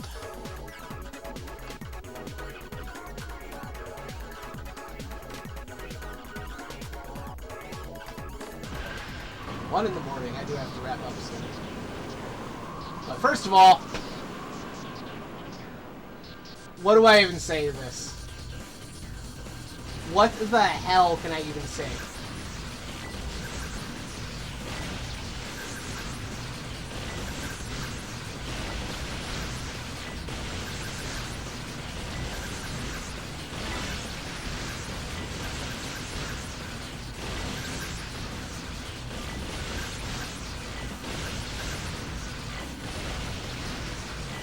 Let it today. Now, nah. And this isn't even the stupidest part, Jagos. It gets better.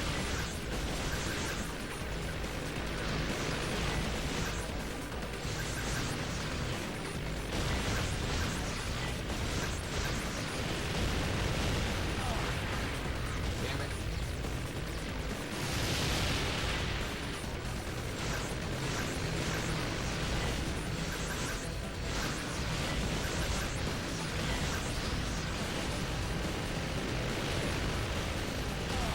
Damn it. Yeah, I have not played this in so long.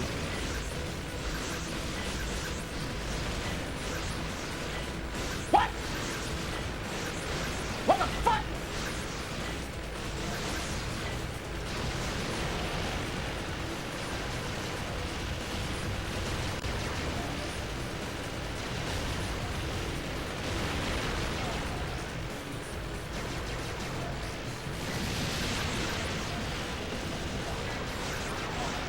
Fuck. I gotta get to the end of this to see you guys something else. Now, there's one more important part here. You know, what's funny is that if some of you have been here long enough, you remember the last time I played this.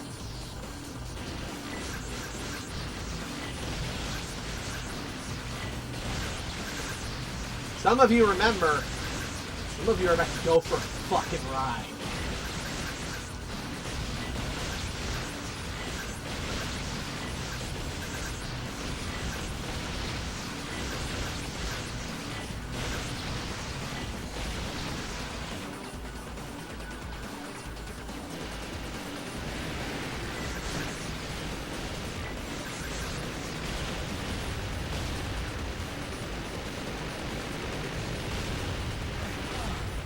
What? Ah, damn it.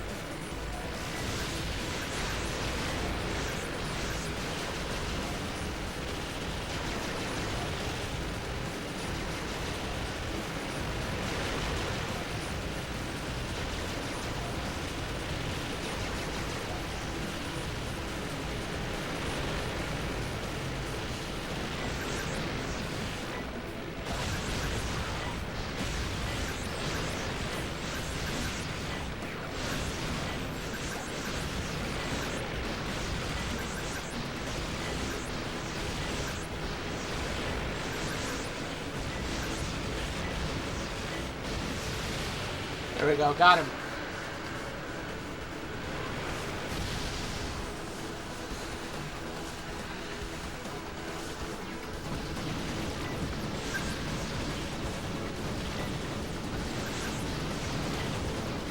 Darn it.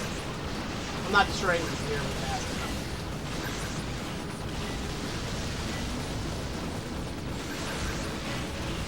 Yeah, the default weapon set is not the one I like to use, I remember that.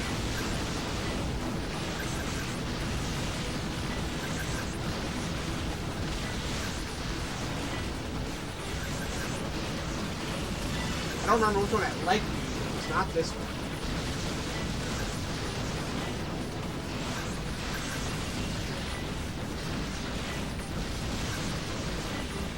Yeah. I have absolutely been able to destroy that before.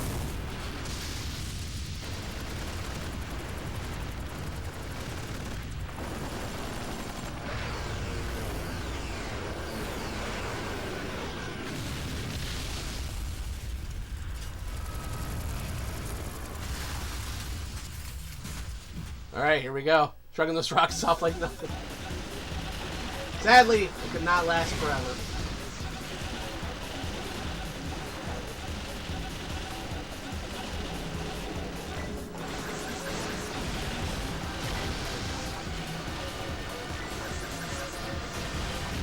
Oh yeah! I forgot, this level has a remix of Super Contra music. Which is very appropriate given that Super Contra was the first game to have these top-down style levels.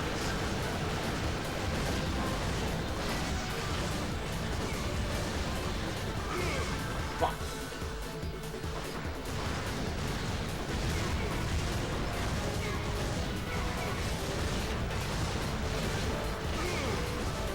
I didn't even see where that rocket came from.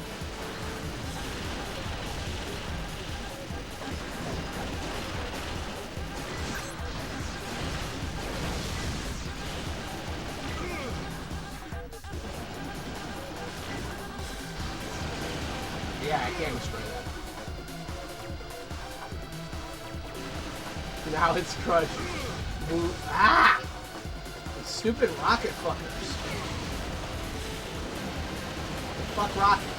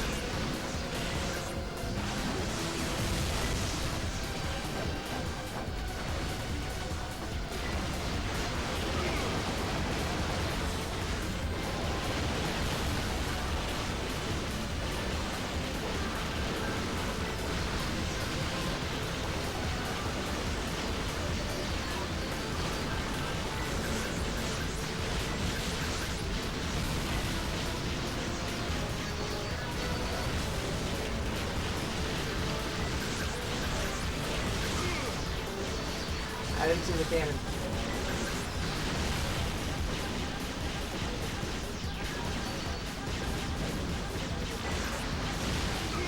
Ah!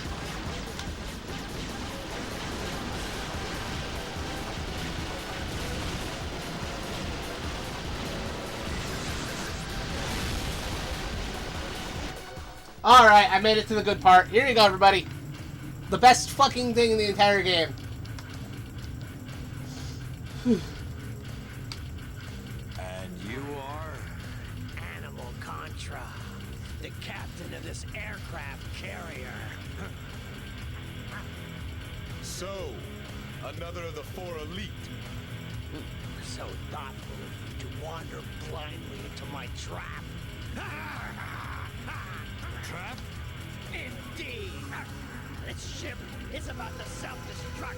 You will die. A moth drawn to my flame. You dog. You're gonna sacrifice your own men.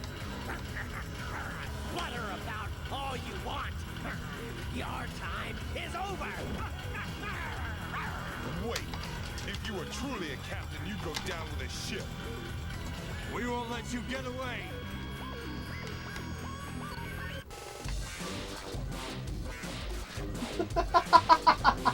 Just like old times, huh, Bill?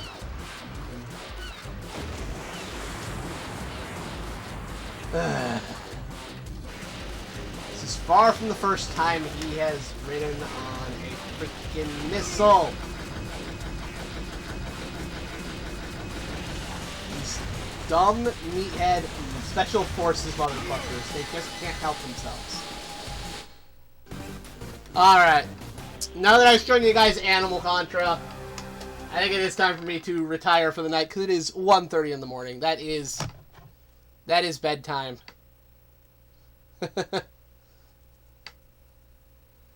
Well, not bedtime. I'm not going to bed yet, but it is time to wrap up. Alright, everybody. So, any thoughts? How do people feel about that?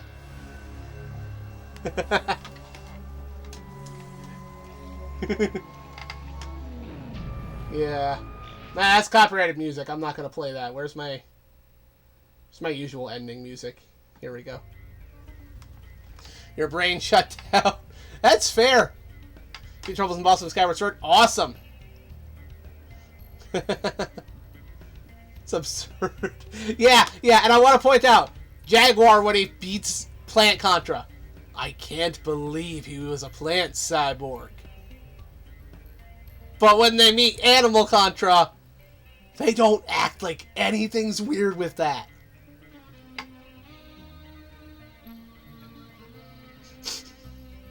I love this dumb game. Alright. So yeah, there you go. Shattered Soldier. Neo Contra. PS2 Contra games. Highly underrated.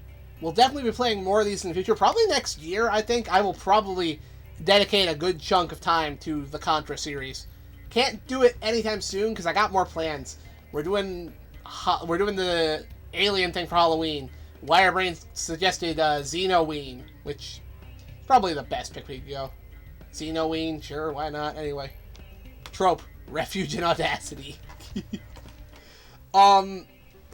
But yeah, plenty more Alien-themed things for me to do this month. I gotta get in some Alien Syndrome at some point. There's a great PS2 version of Alien Syndrome as well. On the Sega... It's a Sega collection that I have. Great PS2 remake of Alien Syndrome. Gotta do that. And Silent Debuggers. Maybe that's what I do next. I'm not sure. Silent Debuggers is definitely in the cards for this month. Man.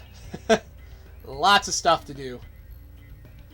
It's good to be back. Now that I got my computer fixed up again. Hopefully it doesn't do that anytime soon. I am looking into buying a new PC in the imminent future. Hopefully I can find something that fits my needs. Yeah. Because I'm sick of this shit. I'm sick of this Windows laptop. Anyway. Yeah, I think I got what I can do for now. out of here. Next month, as you all know, it's a rough time for new comps. I'll make it work. Don't even get me started on that. I'm not interested in...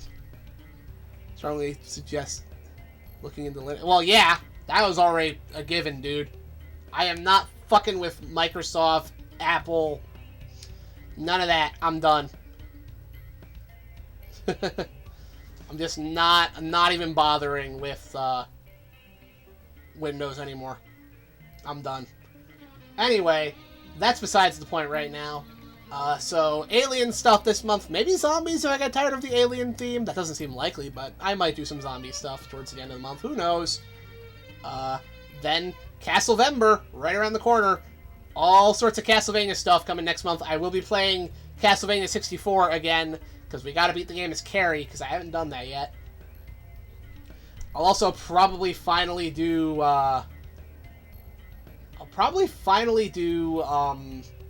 Aria of Sorrow, because I've been wanting to do that. And I gotta do Bloodstained. I keep saying it. I gotta do Bloodstained.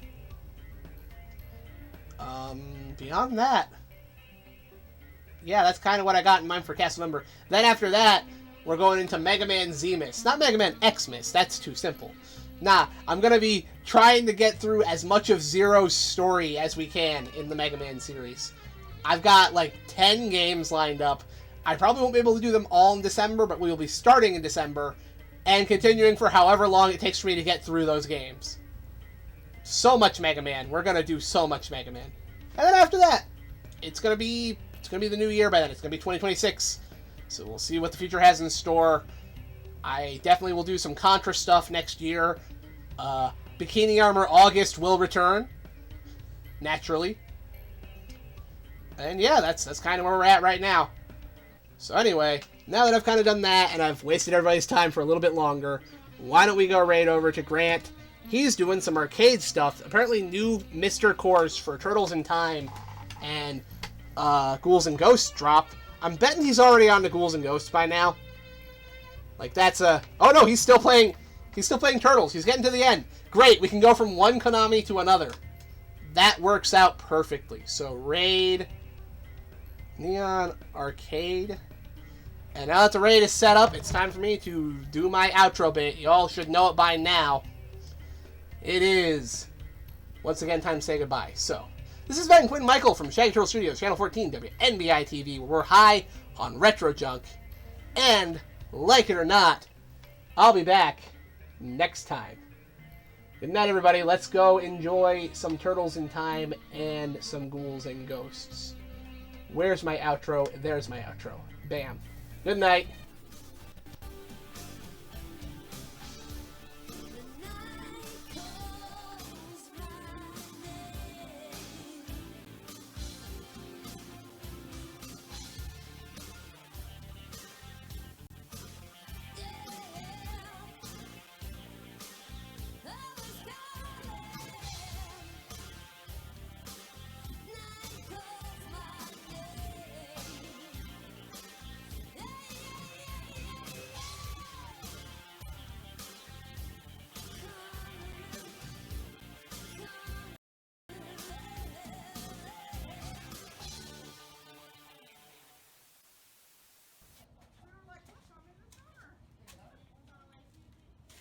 You're still here?